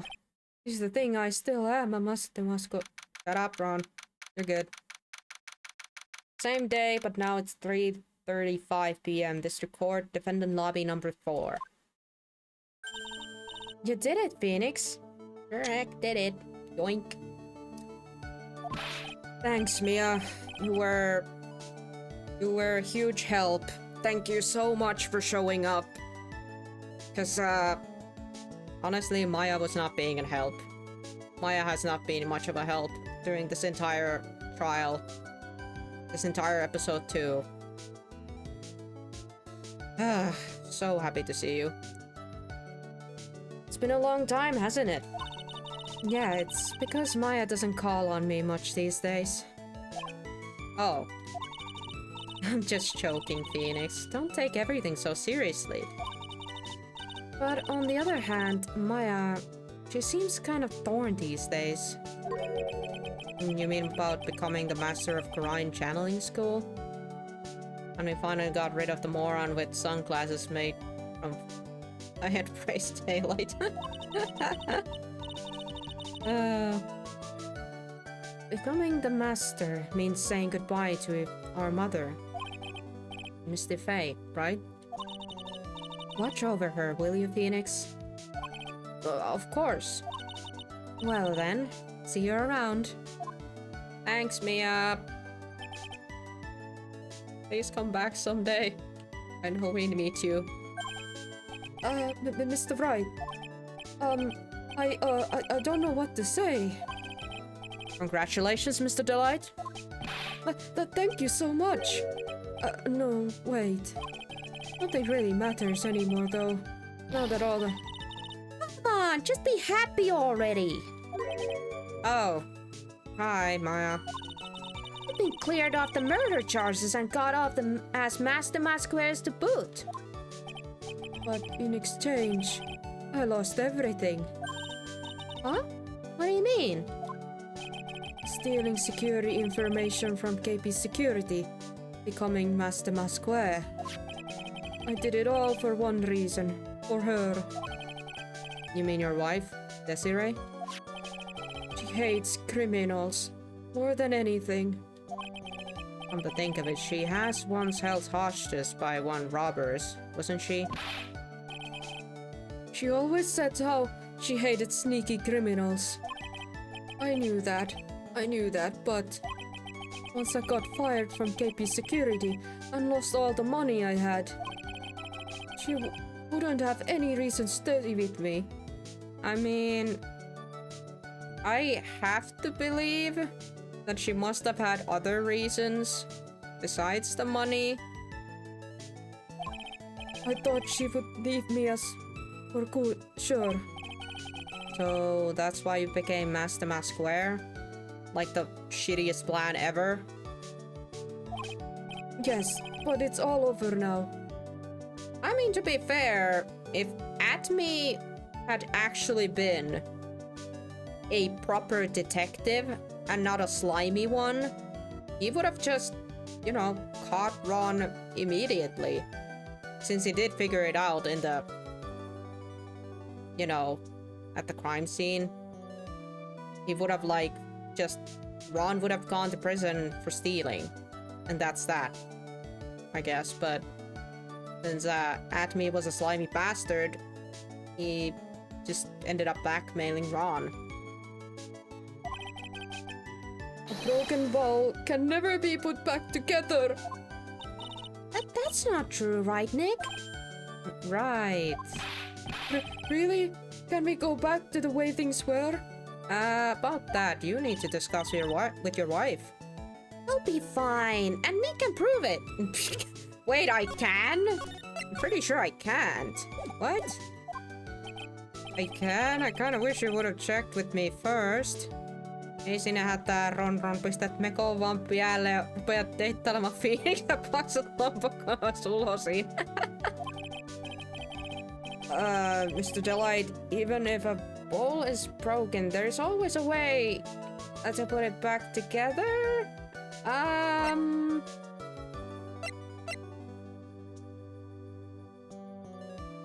Entire Japanese art of making broken bowls whole, again using gold. The urn. Yeah. Yeah, I was figuring that they were talking about the urn, possibly. Yeah, thanks. The sacred urn. Desi was the one who found this. Desiree, your wife, she always believed in you, Ron. That's why you'll be fine. You don't have to worry about anything. Not the damn urn. Yeah, let's hope we never see that blasted thing ever again. Ah, there you are! Mrs. Delight. You did it, Ronnie! You're innocent! I'm so happy! Thank you, I appreciate that, but, I suppose you don't want anything more to do with me, do you? Ronnie, why didn't you talk to me about what was going on? I had no idea you quit KP Security. I never imagined that you were really Master Masquerade either. Mrs. Delight, what are you going to do? What are you going to do now that you know? But you're not going to really leave him, are you? Does she look like she's about to leave someone? Come now, it's obvious, isn't it? How could I ever let my wonderful man like him get away? After all, my bike's really fast. So fast that there's no way he could never ever get away. But didn't you say that you hated criminals? I only hate people who act all cowardly and sneaky. Like that detective? I see. Why Ronnie went that and declared his crimes before he committed them, like a man. That's still a crime, but okay, never mind. She's his wife. She can look at him with rose-tinted glasses, I guess. I just love a man who's so chivalrous. Chivalrous? I knew I was right about you. Every day I spent with you is filled with the thrills and excitement. Desi. En pysty käsittämään. I don't understand it either, Bob. I'm pretty sure at this point Mrs. Desiree has like some... Yeah, I don't know. Desiree, you really do love Ron, don't you? Nicky boy? Yes? I'm really glad I asked you to defend my Ronnie. Thank you so much. I'll never forget what you've done for us. Take care of yourself. You too, Nicky boy. I can feel my face going red. Okay. No, not you. I swear to God, if Pearl is gonna hit me again, I will smack this child myself. Mr. Nick, Mystic Maya, congratulations! No. Talk about bad timing. Ow! Not again! Stop! No! Ow! Ow! Man! God damn it, child. We're not dating Maya, for freak's sake! Ah! Well, just as the case came to a close, so too did my consciousness. How? How hard does Pearly freaking hit? Ron said a broken bowl can never be put back together. But I know that's not true. I mean, just look. Here's a perfect example of one that was back together even better than before. Somebody needs an anger management course. Probably. Whoop. Yank. Pictures. Taking pictures. Episode 2, The Stolen Turnabout. The end. Finally! The brand new episode has been added. Wow.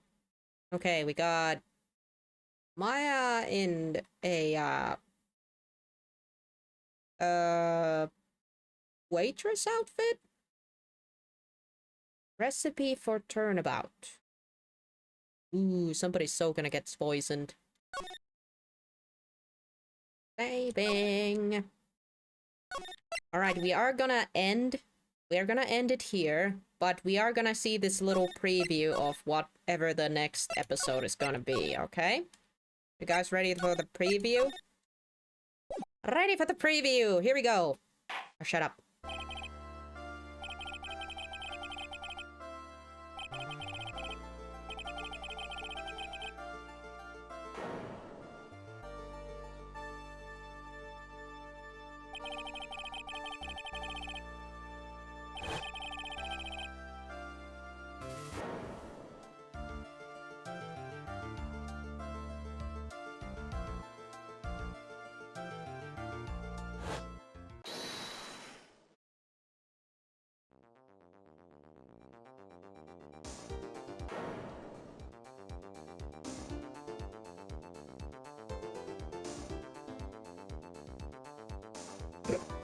What is that face?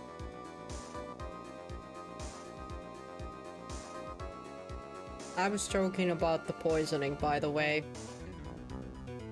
Fucking called it, I guess.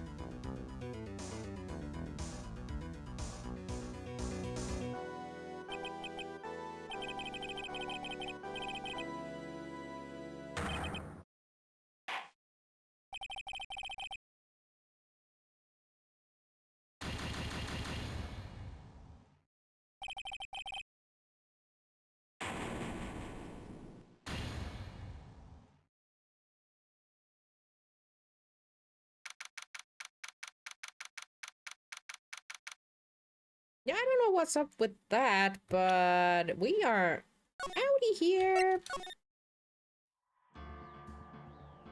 Laitto tähtipölyä kupposeen.